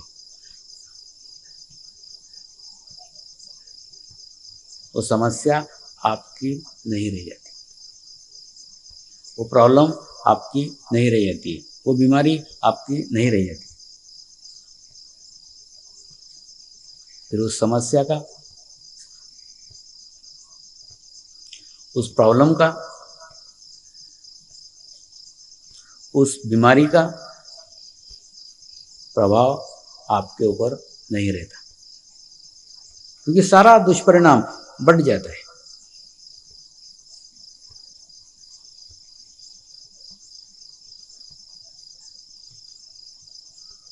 फिर वो बीमारी,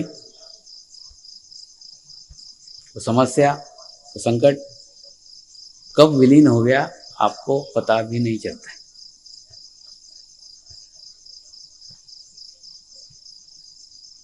कल्पना कीजिए, एक ग्लास में पानी रखा हुआ है,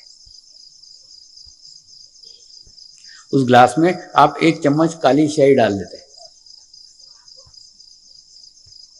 तो 1 चम्मच काली स्याही पूरे ग्लास के पानी को काला कर सकती है।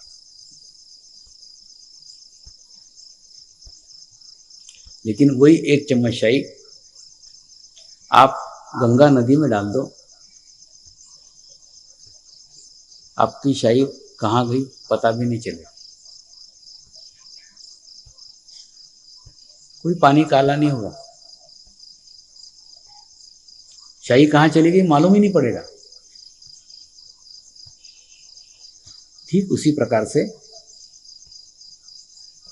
जब आप स्वयं रहते हो तो आप गिलास का पानी रहते हो, उसमें छोटी सी भी समस्या, छोटी सी भी बीमारी, छोटा सा भी संकट पूरे ग्लास के पानी को काला कर डालती।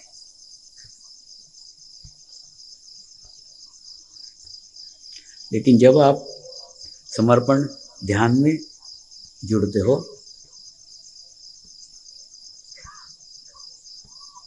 वो ग्लास का पानी गंगा नदी का पानी बन जाता है। फिर कोई एक चम्मच चाय आपको काला नहीं कर सकती, कोई समस्या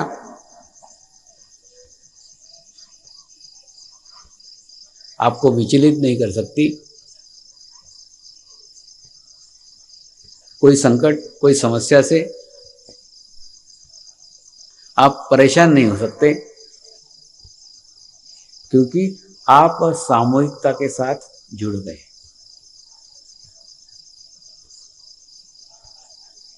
तो समर्पण ध्यान यानी सामूहिकता में जुड़ने का ज्ञान। लेकिन उसके लिए आपको ग्लास के पानी से गंगा नदी का पानी बनना होगा।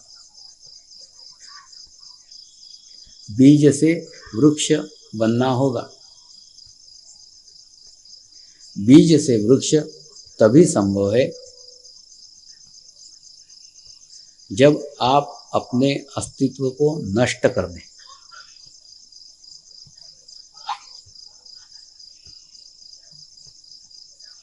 अपने अस्तित्व को नष्ट करने के लिए ही सद्गुरु आपके जीवन में माध्यम बना हुआ है।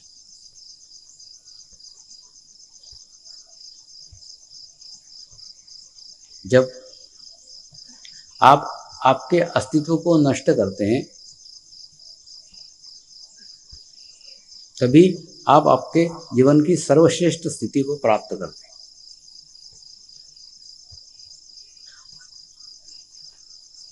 एक गीतकार स्वयं का अपना अस्तित्व नष्ट करता है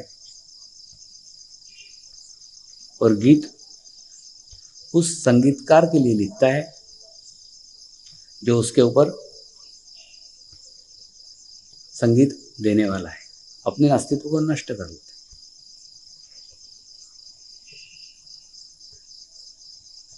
संगीतकार उस गीत को लेके जो धुन बनाता है, उसमें अपने भीतर के संगीतकार को नष्ट कर लेता है और उस गायक का ख्याल करता है, उस गायक के लिए बनाता है जो गायक उस गाने को गाने वाला है।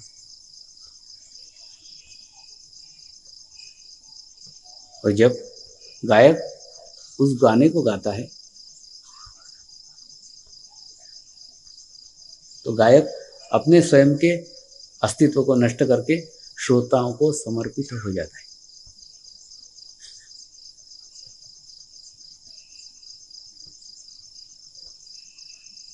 तब वो उत्कृष्ट गाना कहलाता है।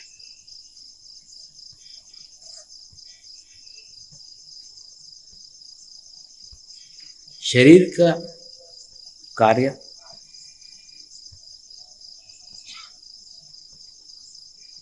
श्रेष्ठ कार्य नहीं हो सकता। आत्मा का कार्य श्रेष्ठ कार्य हो सकता है, लेकिन उसके लिए आपको अपने अस्तित्व को नष्ट करना होगा।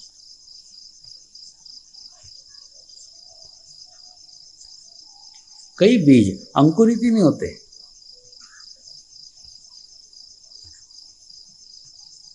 अपने अस्तित्व को नष्ट करने के लिए तैयार ही नहीं होते। इतना अहंकार उन बीजों में भरा रहता है।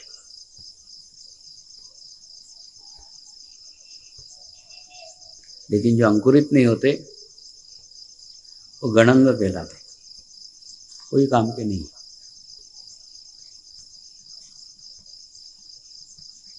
तो अपने अस्तित्व को नष्ट करने में ही अपनी आत्मा की प्रगति है, आत्मा का प्रोग्रेस है।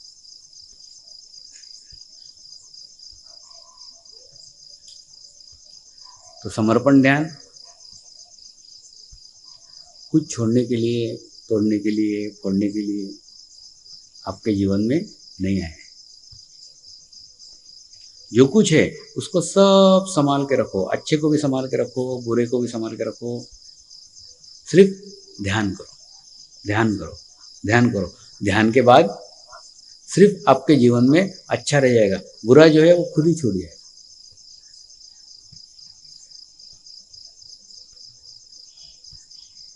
इसलिए ध्यान करना यानी परमात्मा से जुड़ना है।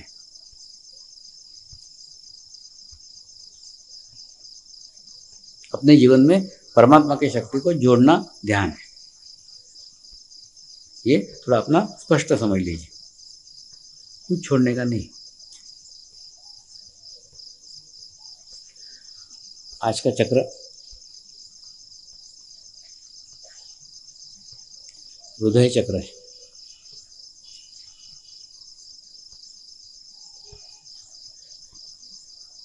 इस प्रकार नाभि चक्र पे गुरु ग्रह का स्थान है, ठीक उसी प्रकार हृदय चक्र पे शुक्र ग्रह का स्थान है।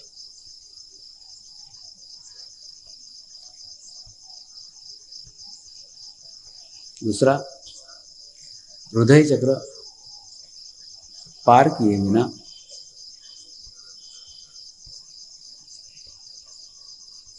सहस्त्रार तक पहुंचा नहीं जा सकता है। यानी डरपोक व्यक्ति कभी योगी नहीं हो सकता।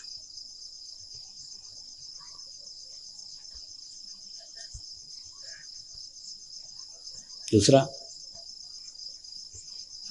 हम शक्तियों को तो आमंत्रित करते हैं, और शक्तियों को आमंत्रित करने के पूर्व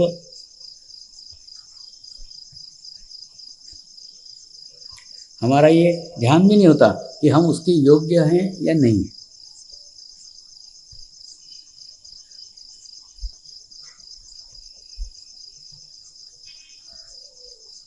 फिर शक्तियों को आमंत्रित करके कभी कभी हम भी परेशानी में पड़ जाते हैं।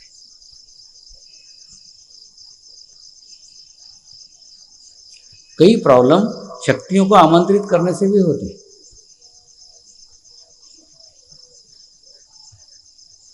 किसी भी शक्ति को आह्वान करने के पूर्व, किसी भी शक्ति को बुलाने के पूर्व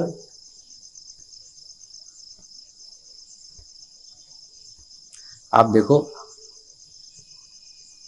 जहां बुला रहे हैं क्या वो स्थान स्वच्छ है, क्या वो स्थान पवित्र है, क्या वो स्थान शक्तियों को आमंत्रित करने योग्य है।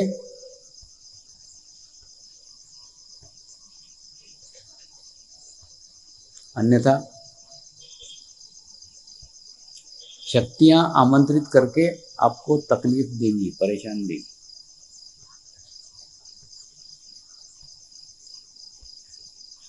ऐसे ही एक शिव भक्त की बात आपको बता रहा हूं।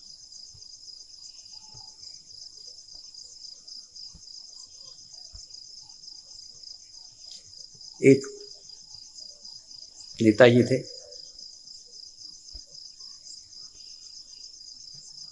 बनारस के थे, बचपन से ही ओम नमः शिवाय का जाप करते थे। 5 साल के थे तब से वो जाप करते थे।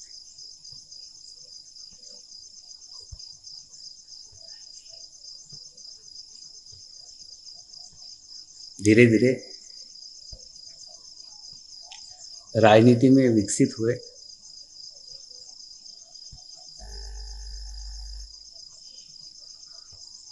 और दिल्ली तक पहुंचे।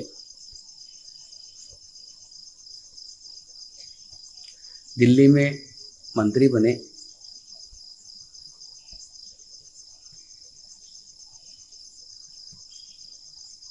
लेकिन पद के साथ साथ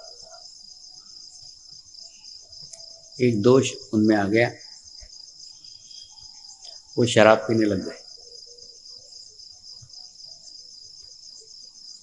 जब मुझे पता चला तो मैंने फ़ोन पे उनको बताया, या तो ओम नमः शिवाय का जाप छोड़ दो या शराब छोड़ दो,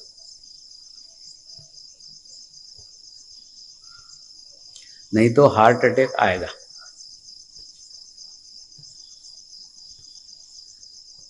बोले स्वामी जी वो जाप तो मैं कभी छोड़ नहीं सकता, प्राण छोड़ सकता हूँ। 5 साल का था ना तब से ओम नमः शिवाय का जाप कर। मैंने कहा फिर शराब छोड़ दे।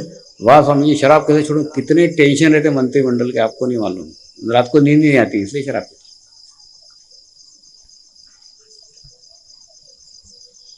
नहीं माने, बाद में उनको हार्ट अटैक आया।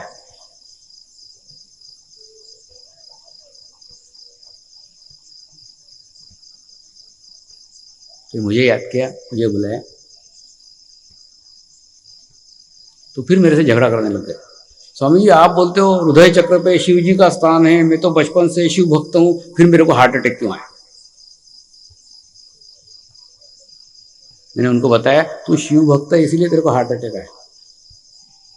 तो बोले शिव जी का नाम लेने से हार्ट अटैक आता है? मैंने कहा आता है।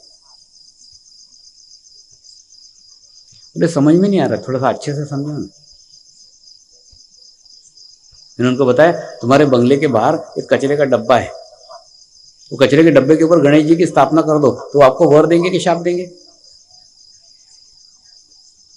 बोले शाप देंगे। मैंने कहा अरे भाई तू गणेश जी की स्थापना कर रहा है, शाप क्या को देंगे? नहीं स्थापना तो कर रहा हूं लेकिन गंदी जगह कर रहा हूं ना। तो मैंने बताया कि कचरे के डब्बे में गणेश जी की स्थापना करके वो तेरे को शाप देंगे, ये चीज तो तेरे समझ में आ रही है। शराब पी के हृदय चक्र को गंदा किया है, उसमें ओम नमः शिवाय को बुला रहा है, तेरे को हार्ट अटैक देगा, नहीं समझ में आ रहा है? किसी शक्ति को आह्वान करने के पूर्व स्थान को तो देखो पहले। तुम्हारा स्थान अपवित्र है, उस शक्ति को आह्वान करो तो वो तो तुमको तकलीफ देगी, परेशान देगी। इसी प्रकार से अगर शिव भक्ति करते हो तो डर छोड़ दो।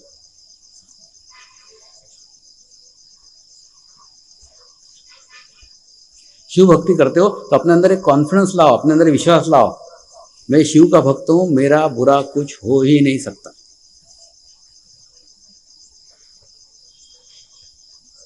शिव भक्ति के साथ साथ अगर ये भाव नहीं ला पाए तो हार्ट अटैक निश्चित है, क्योंकि जाने अनजाने में आप उस शिव भक्ति के अगेंस्ट, विरोध में कार्य कर रहे हो।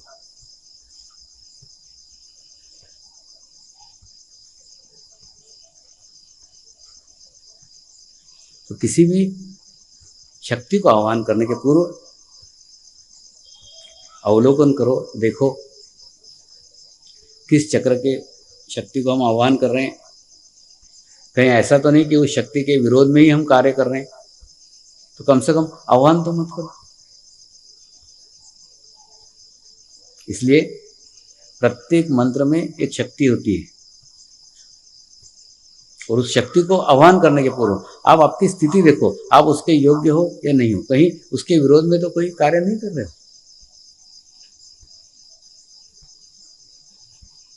दूसरा, अत्यधिक कार्य करने के कारण आपके हृदय पे लोड आता है, दबाव आता है, उसके कारण हार्ट अटैक की बीमारी आती है।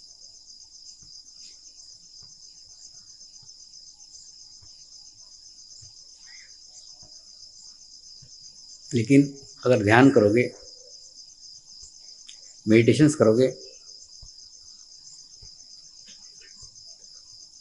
तो उस हृदय चक्र पे वो दबाव आना समाप्त हो जाएगा।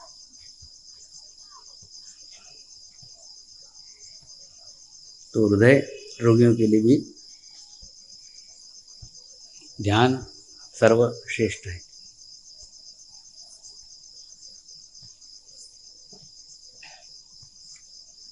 कई बार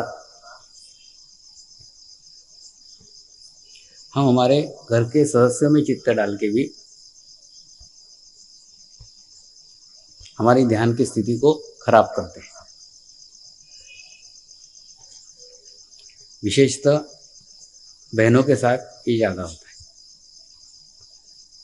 पति में चित्त, लड़की में चित्त, लड़के में चित्त, सब पूरे परिवार के एक एक मेंबर में उनका चित्त बटा हुआ रहता है।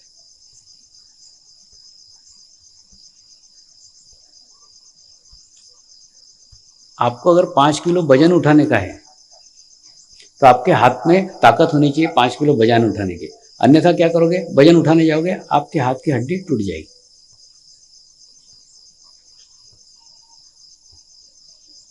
आप अगर आपके परिवार के सदस्यों का भला चाहते हो तो सबसे पहले आप स्वयं का भला करो, स्वयं को स्वस्थ करो, स्वयं को पवित्र करो, स्वयं को शक्तिशाली करो, ताकि तुम उसकी हेल्प कर सको। कोई व्यक्ति मर रहा है, उसके साथ मर जाना सहानुभूति नहीं है।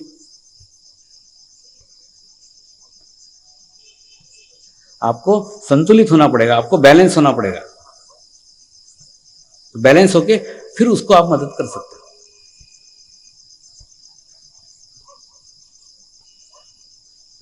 कल्पना करो, आप डॉक्टर हो और आपके सामने एक भाई लाया गया है, जो आपका भाई है, जिसका सर फूटा हुआ है और पूरे परिवार के सदस्य रो रहे हैं। उस समय आपको ऑपरेशन करने का है, तो आपको सिर्फ एक ही रिश्ता याद आना चाहिए, आप डॉक्टर हैं, वो पेशेंट है। ऐसी अगर संतुलित स्थिति आप बना पाए तो आप उसका ऑपरेशन कर सकते हैं, वो बच सकता है।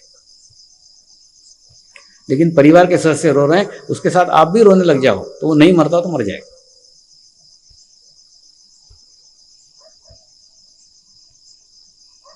ठीक इसी प्रकार से कोई कितनी भी समस्या में हो, कोई कितनी भी प्रॉब्लम में हो, आप उसके साथ प्रॉब्लम में मत चले जाओ।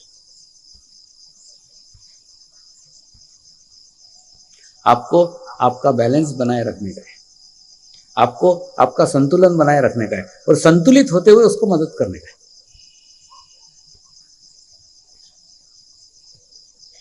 अगर आप ही आपका संतुलन खो बैठे तो आप दूसरे को मदद क्या खाक करोगे?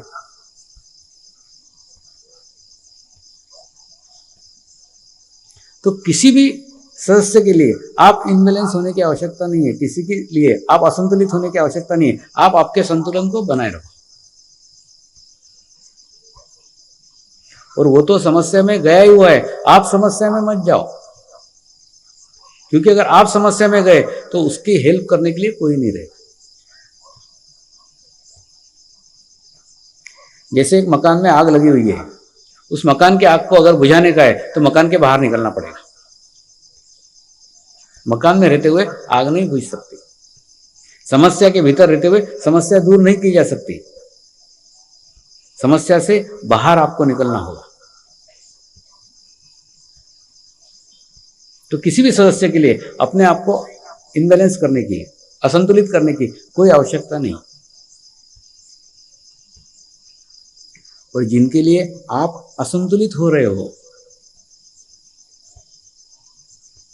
वो आपके लिए कुछ न कर सकेंगे।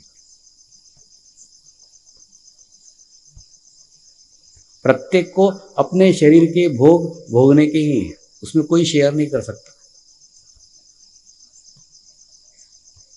बाहर से भौतिक मदद की जा सकती है। एक व्यक्ति को 100 रुपए की जरूरत है, 100 आदमी एक एक रुपए दे, उसको 100 रुपए मिल जाएंगे, उसकी आवश्यकता पूर्ण होगी।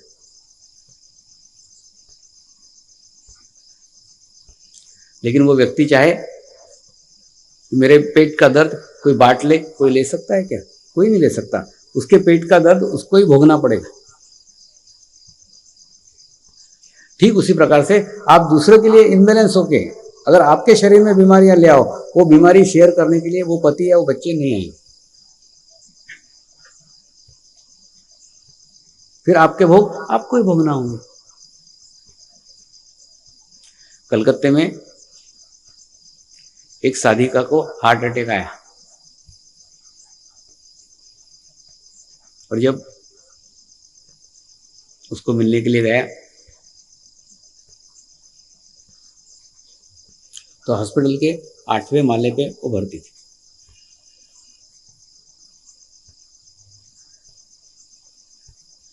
उसको पूछा क्या हो गया, क्या समस्या थी, क्या प्रॉब्लम थी, क्यों हार्ट अटैक आया? बोले स्वामी जी क्या बताऊं, जब से ये मेरी कुसुम आई है ना पति को छोड़ के, उसको देख देख के मेरे को हार्ट अटैक आ गया। उसकी लड़की कुसुम उसके पति को डाइवोर्स देके इसके घर आ गई थी, तो उसका टेंशन इसने इतना ले लिया कि इसको हार्ट अटैक आ गया। वो कुसुम भी वहीं खड़ी थी बालकनी में, उसको बुला इधर आ, देख तेरी माँ कह रही है कि तेरे को देख देख के, तेरी चिंता कर करके उसको हार्ट अटैक आया है, तो एक काम कर माँ का आधा हार्ट अटैक तू ले ले, क्योंकि तेरे कारण आया है। तो कुसुम एकदम भड़क गई, माँ को गालियां देने लगी, खबरदार अगर मेरा नाम लिया तो अभी कूद के मर जाती हूँ। मैं बोला नहीं अभी मत मरे, अभी मत कर। वो माँ को धमका रही थी, खबरदार अगर मेरा विचार किया तो अभी कट के मर जाऊंगी रेलवे लाइन के नीचे। मैंने साधिका को समझाया, अरे जिसका विचार कर करके तेरे को हार्ट अटैक आ गया, वो लड़की तेरा आधा हार्ट अटैक नहीं ले रही है, तेरे को धमका रही है और कट के मर जाऊंगी धमकी देती है। तेरे से उसकी कोई सहानुभूति नहीं है, तो क्यों उसका विचार कर करके तू अपने आप को हार्ट अटैक ले आई।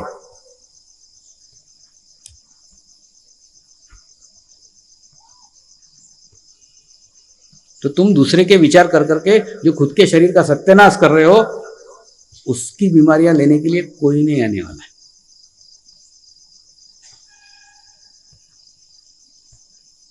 इसलिए सबसे पहले ध्यान करके स्वयं को संतुलित करो, बैलेंस करो, सशक्त करो, तब किसी की मदद कर सकते हो। अगर परिवार में मां सशक्त है तो परिवार सशक्त है, मां अशक्त है परिवार अशक्त है।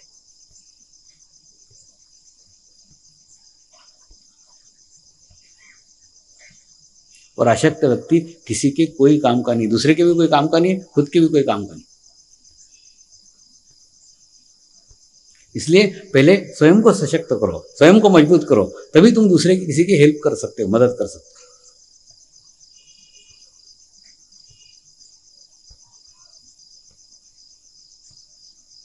दूसरा, मैंने मेरे अनुभव के आधार पे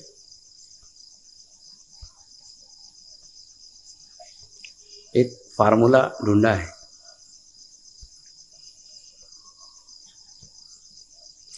वो फार्मूला कितना सही है कितना गलत है ये आप पहले अपने परिवार पे लगा के देखो, फिर अड़ोस पड़ोस के परिवारों पे लगा के देखो, रिश्तेदारों के परिवारों पे लगा के देखो, तो आपको उस फार्मूले में सच्चाई नजर आएगी। वो फार्मूला ये है कि प्रत्येक घर में एक लल्लू होता है।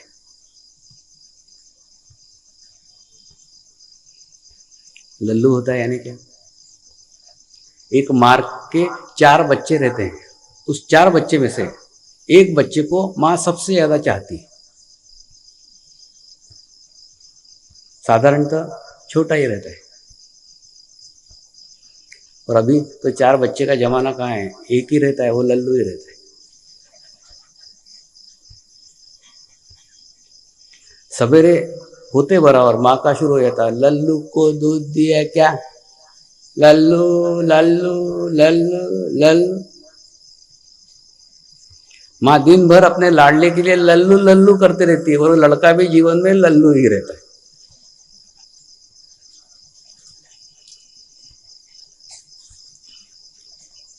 ऐसी माएं अपने घर में एक लल्लू का निर्माण करती है, स्वयं का कचरा उसके अंदर डालती रहती। एक तो लल्लू खुद अपने जीवन में कुछ दोष लेके पैदा होता है, दूसरा माँ पूर्ण चित्त डाल डाल के अपने भी सब दोष उसके अंदर डालती है, तो वो तो डस्टबिन हो जाता, कचरे का डब्बा हो जाता है, माँ के भी दोष अपने भी दोष।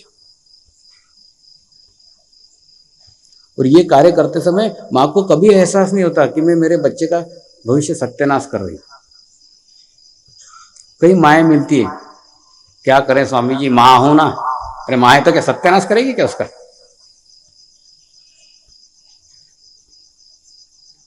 एक बार मुंबई में शिविर हुआ, एक माँ नहीं खड़ी हुई दूसरे दिन, लेकिन दूसरे दिन 1500 लल्लू खड़े हो गए कि हम हमारे माँ के लल्लू हैं। लल्लू पहचान गए कि हम लल्लू है, लेकिन माँ ने नहीं पहचाना कि हमने अपने लड़के को लल्लू बनाया।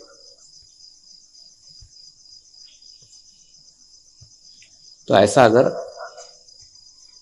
आपने आपके बच्चे को लल्लू बनाया हो तो उसमें से चित्त निकाल दो, क्योंकि उसमें चित्त डाल डाल के आपने उसका हृदय चक्र खराब कर दिया। प्रत्येक बच्चे के शरीर में मां का स्थान होता है। जब मां उस बच्चे को जकड़ करके रखती है, पकड़ करके रखती है, उसको विकसित नहीं होने देती, तो लड़का लल्लू रह जाता है। आपको व्यवहारिक दृष्टि से समझाता हूं। जैसे एक माँ है, अपने बच्चे को स्कूल नहीं जाने देगी, पकड़ करके रखेगी, छाती से लगा करके रखेगी, तो लड़का अनपढ़ गंवार रहेगा। एक बच्चा, उसको माँ छोड़ेगी, स्कूल भेजेगी, शिक्षकों के पास जाने देगी, तो बच्चे का विकास होगा। तो बच्चे का विकास होने के लिए आपको उसे छोड़ना होगा। अगर छोड़ोगे तो विकसित होगा, नहीं छोड़ोगे नहीं होगा। उसका हृदय चक्र आपके कारण खराब हो रहा है। मैं ये नहीं कहता कि मां के कर्तव्य करना छोड़ दो, जो मां की कर्तव्य है, मां की ड्यूटी है, वो करो, लेकिन उसके बारे में दिन भर मत सोचो। दिन भर लल्लू लल्लू लल्लू लल्लू लल्लू,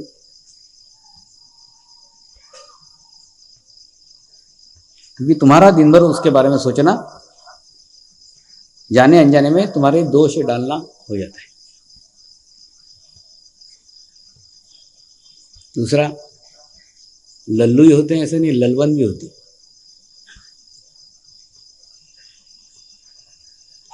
ऐसी एक ललवन से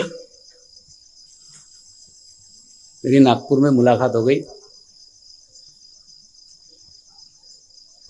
एक घर में शादी होके नई नवेली दुल्हन आई थी।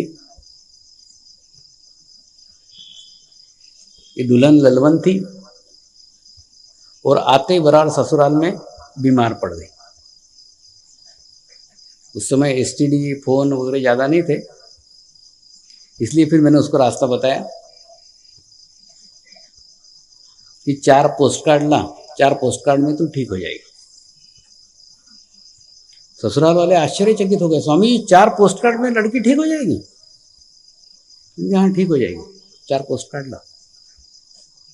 वो 4 पोस्ट कार्ड वो लड़की को दिए, उसको लिखा रोज एक पोस्ट कार्ड अपने माँ को लिख, माँ मैं मेरे ससुराल में बहुत खुश हूँ, बस इतना ही लिख और तेरे सही कर भेज। हमारे ललवन ने पहला पोस्ट कार्ड लिखा, माँ मैं मेरे ससुराल में बहुत खुश हूँ। उसकी माँ के पास पहुंचा, उसने क्या, अच्छा ठीक है, खुश है, अच्छी बात। उसके बाद में फिर दूसरे दिन ललवन ने चिट्ठी लिखी, माँ मैं मेरे ससुराल में बहुत खुश हूँ। दूसरे दिन चिट्ठी मिली, माँ ने क्या, अच्छा अच्छा खुश दिख रहा है, अच्छी बात है। तीसरे दिन फिर ललवन ने चिट्ठी लिखी, माँ मैं मेरे ससुराल में बहुत खुश हूँ। तीसरी चिट्ठी जैसे ललवन के माँ को मिली, उसने सोचा शायद ज्यादा ही खुश है, 3 बार लिख रही है कि खुश हूँ खुश हूँ। फिर चौथी चिट्ठी आई, माँ मैं मेरे ससुराल में बहुत खुश हूँ। जैसे ललवन के माँ ने चिट्ठी पढ़ी, उसने कहा ये तो बहुत ज्यादा खुश दिख रही है, क्यों मैं इसका विचार कर रही हूँ, चलो इसका विचार छोड़ देती हूँ, दूसरी लड़की का विचार करती हूँ। जैसे माँ का चित्त दूसरी लड़की पे गया, ललवन ठीक हो।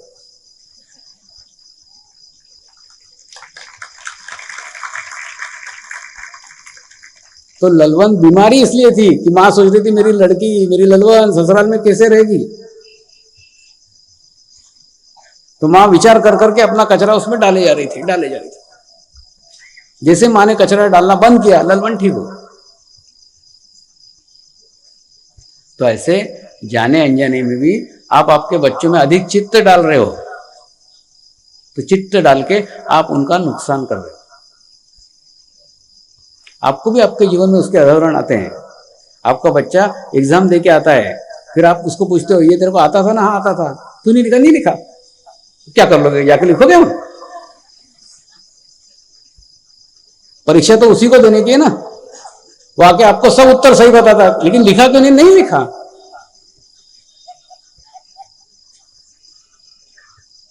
ये लल्लू और ललवन के उत्तर है। उनको सब आते रहता है लेकिन वो नहीं लिखेंगे।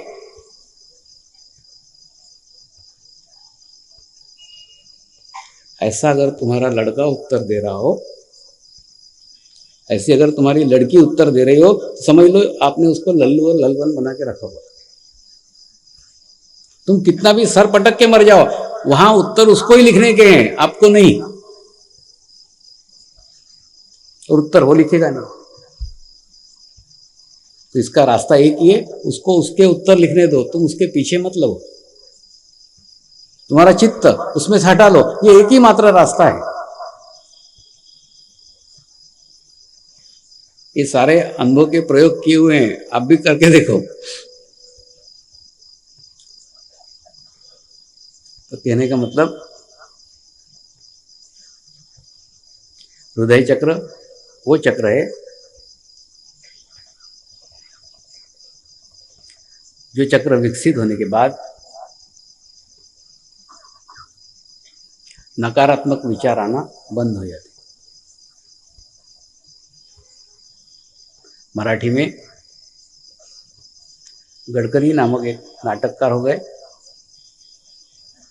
उन्होंने एकस प्याला नाम की नाटिका लिखी और उसमें उन्होंने लिखा था, शराब का पहला प्याला आप रोक सकते हो, बाद में के सब प्याले तुम्हारे ऊपर हावी हो जाते। रोक सकते हो तो पहला रोको, वो रोक सकते हो। ठीक इसी प्रकार से आज एक संदेश लेके जाओ, जब भी कोई निगेटिव विचार आए, जब भी कोई नकारात्मक विचार आए, पहले ही विचार को रोक दो। स्वामी जी ने मुझे नकारात्मक विचार करने को मना किया।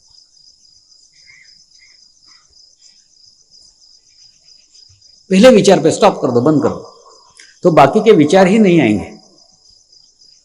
नहीं तो क्या, एक विचार को आपने झेला, दूसरा आएगा वो और स्ट्रांग होगा, तीसरा आएगा वो स्ट्रांग होगा, और 10 मिनट बाद आप पैरालाइज होकर पड़े रहोगे वो नकारात्मक विचार करते। तो ऐसी अवस्था आने के पूर्व सचेत हो जाओ। पहले ही विचार जब नकारात्मक आए, तुरंत अपने आप को समझाओ, स्वामी जी ने हमको नकारात्मक विचार करने के लिए मना किया। पहला ही विचार कट हो जाएगा, बाकी विचार नहीं आएंगे।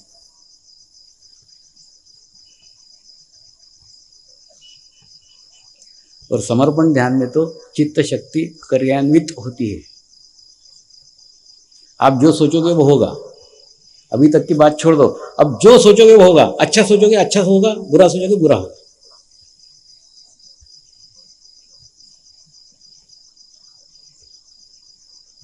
तो आपके सारे चित्त शक्ति का खेल है। आज से ये सोच को बदल लो। दूसरा, प्रगति करने के लिए, प्रोग्रेस करने के लिए मेहनत करना पड़ती है, प्रयास करना पड़ता है। 10 स्टेप अगर आपको चढ़ने के, तो प्रयास करना पड़ेंगे चढ़ने के लिए।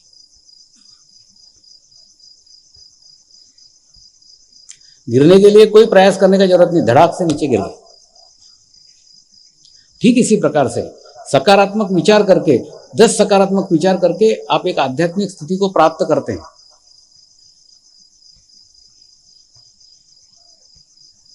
और एक नकारात्मक विचार आपको नीचे गिरा देता है। फिर आप कहते हो मेरी प्रगति नहीं होती, मेरा प्रोग्रेस नहीं होता। आपका एक नकारात्मक विचार आपको पूर्णतः नीचे गिरा सकता है। सारी मेहनत बेकार, फिर दिन भर चले 2.5 कोस, फिर शुरू करो पहले से।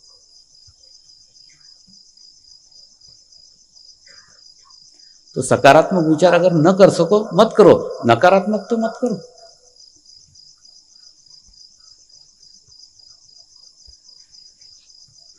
देखिए, जैसे ऊपर से समझ लो आप गिर रहे हो और गिरते गिरते गिरते गिरते आधे रास्ते तक आए, और आधे रास्ते में अगर कोई चाहे कि आप ऊपर की ओर उठ जाएं तो संभव ही नहीं है, क्योंकि ऊपर से नीचे गिरने का एक फोर्स आपके गिरने के साथ है। वो फोर्स आपको कभी ऊपर की ओर चढ़ने नहीं देगा। जैसे आप ऊपर की ओर कोशिश करोगे और नीचे की ओर जाओगे,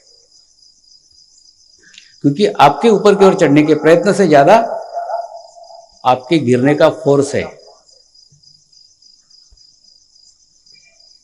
तो ऐसे समय अकलमंदी यही है कि जहां हो वहां स्थित हो जाओ, अभी चिपक जाओ यहाँ पे, जिस जगह पे हो। बढ़ने का भी कोशिश मत करो, गिरने का भी कोशिश मत करो, उस फोर्स को तोड़ो जो गिर रहा है। और जब वो फोर्स टूट जाएगा तो चढ़ने की प्रक्रिया तो नैसर्गिक है, स्वयं ही चढ़ना शुरू कर दोगे। प्रगति ऐसे ही होना शुरू हो जाएगी। लेकिन वो नकारात्मकता का फोर्स आपको तोड़ना हो, और वो जिस दिन तोड़ पाओगे समझ लीजिए आपका हृदय चक्र खुल गया है, हृदय चक्र विकसित हो गया, खुल गया पूरा। फिर कोई नकारात्मक विचार आपके भीतर आएगा ही नहीं।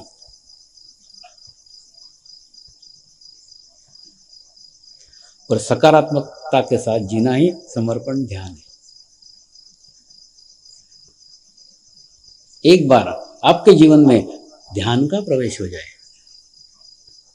एक बार आपके जीवन में सामूहिक शक्ति का प्रवेश हो जाए, एक बार आपके जीवन में विश्व चेतना का प्रवेश हो जाए,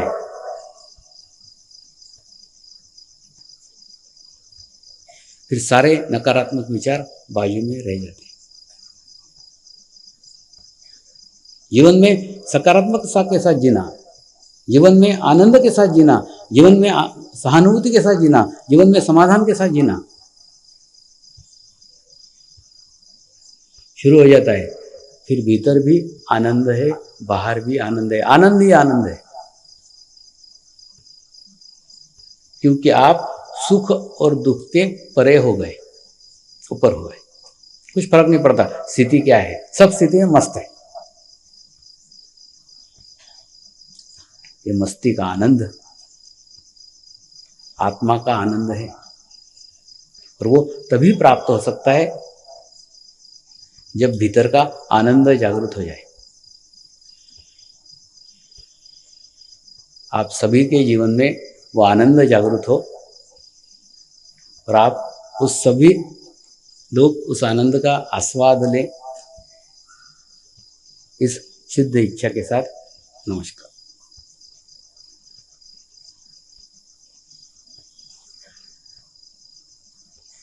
अब हम ध्यान करेंगे,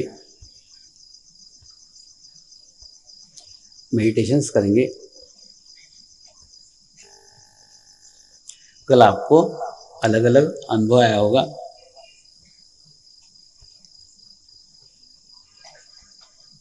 किसी के हाथ से गरम गरम हवा निकल रही होगी, किसी के हाथ से झुंझुनी शरीर महसूस हुआ होगा, किसी के हाथ से ठंडे ठंडे वाइब्रेशंस निकले होंगे।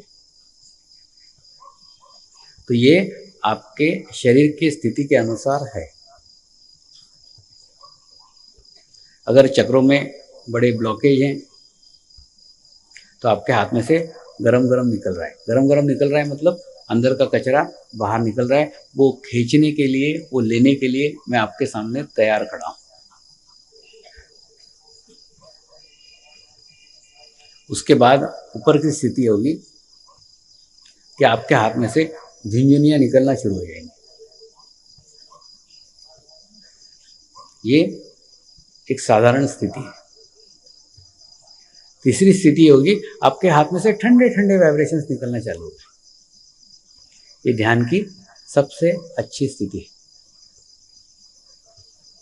तो कल क्या स्थिति थी उसे भूल जाओ, आज से नई शुरुआत करो, क्योंकि आज एक पादान हम ऊपर आ गए। दूसरा, ये 3 प्रकार के वाइब्रेशंस सबको महसूस हुए होंगे, और सबको ये भी महसूस हुआ होगा कि थोड़ी देर के लिए क्यों न हमको निर्विचारता की स्थिति प्राप्त हो गई थी। थोड़ी देर के लिए सब विचार बंद हो गए थे। विचार 2 ही प्रकार के, भूतकाल के और भविष्यकाल के। इसलिए मैंने चंद्र नाड़ी का उल्लेख किया, सूर्य नाड़ी का उल्लेख किया, मध्य नाड़ी का उल्लेख नहीं किया, क्योंकि मध्य नाड़ी वो नाड़ी है जो सीधे हमें परमात्मा के साथ जोड़ती है। उसका न कोई भूतकाल का विचार है, उसका न कोई भविष्यकाल का विचार है। इसलिए चित्त जब तक मध्य नाड़ी में नहीं आता तब तक हमारा परमात्मा के साथ कोई कनेक्शन नहीं, कोई संबंध नहीं। दूसरा, मैंने कल आपको बताया था कि पहले मैं 6 महीने शिविर लेता था, 6 महीने स्वयं ध्यान करता, लेकिन शिरडी के साईं बाबा की अनुभूति होने के बाद पिछले 4 साल से लगातार शिविर ले रहा हूँ। तो शिविर लेने के बाद जो अहंकार का खतरा मेरे को था वो अब नहीं रहा, क्योंकि शिविर उन्हीं की कृपा में संचालित होता है, मैं सिर्फ माध्यम मात्र। आज ध्यान के बाद हम उन्हीं के चैतन्य की अनुभूति आज यहाँ पे करने जा रहे हैं। आपको भी एहसास होगा उनके चैतन्य का, उनके वाइब्रेशंस का, उनके अनुभूति का, उनके सानिध्य का। मेरे साथ मंत्र का उच्चारण कीजिए। अपने अस्तित्व को थोड़े समय के लिए नष्ट कर दीजिए, भूल जाइए आप कौन सी पोस्ट पे हैं, कौन सा, सब भूल जाइए। आप सिर्फ आत्मा है, सब रिश्ते नाते सब भूल के बैठिए।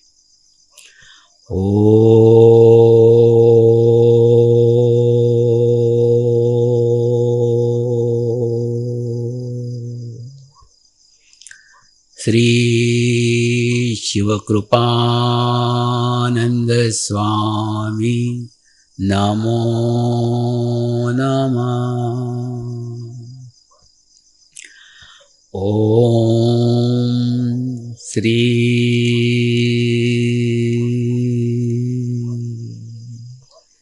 शिवकृपानंद स्वामी नमो नमः।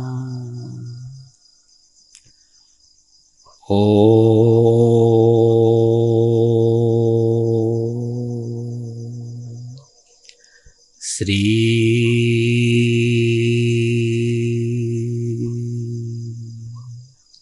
शिवकृपानंद स्वामी नमो नमः।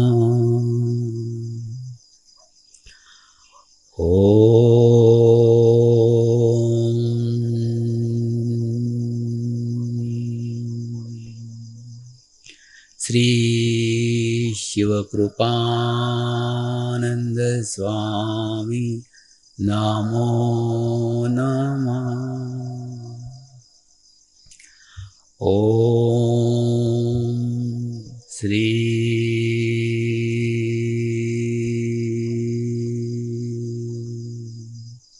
शिवकृपानंद स्वामी नमो नमः।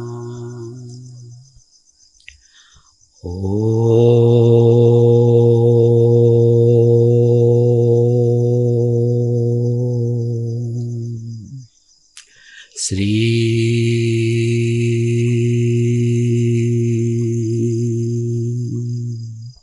शिवकृपानंद स्वामी नमो नमः।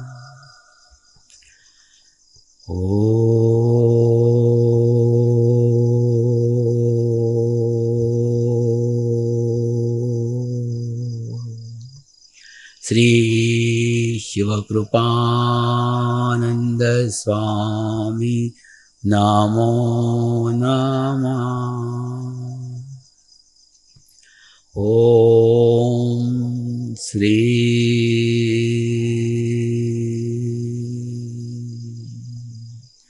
शिवकृपानंद स्वामी नमो नमः।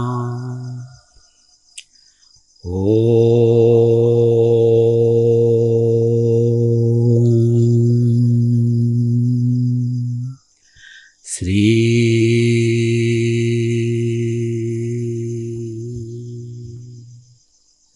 शिवकृपानंद स्वामी नमो नमः। अब अपनी आंखें बंद रखिए, दोनों हाथ सामने रखिए। अब प्रार्थना करेंगे, हे परमात्मा, कृपया हमें ब्रह्म शक्ति प्रदान करें। हे परमात्मा, कृपया हमें ब्रह्म शक्ति प्रदान करें। हे परमात्मा, कृपया हमें ब्रह्म शक्ति प्रदान करें।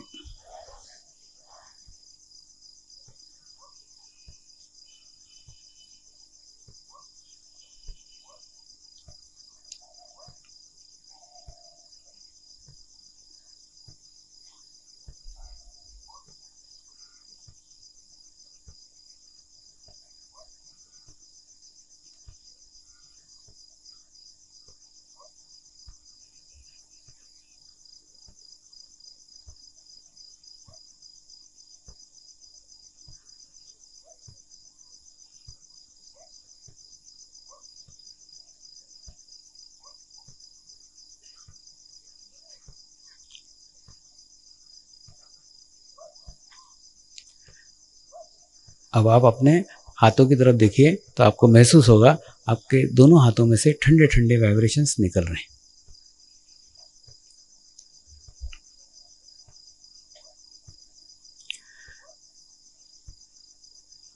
अब शिरडी के साईं बाबा को प्रार्थना करेंगे,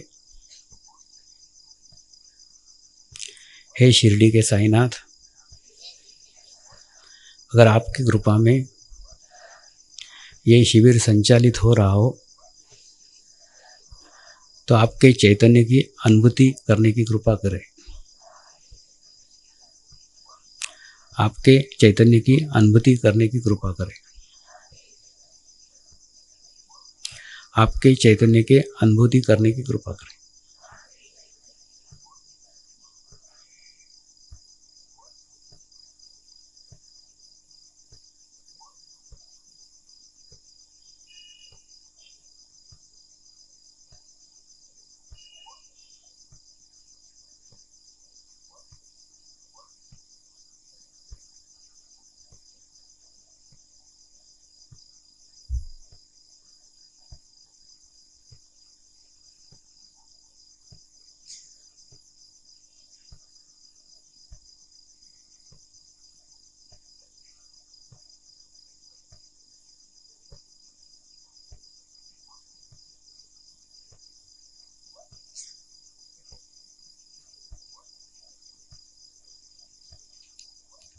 नमस्कार करें।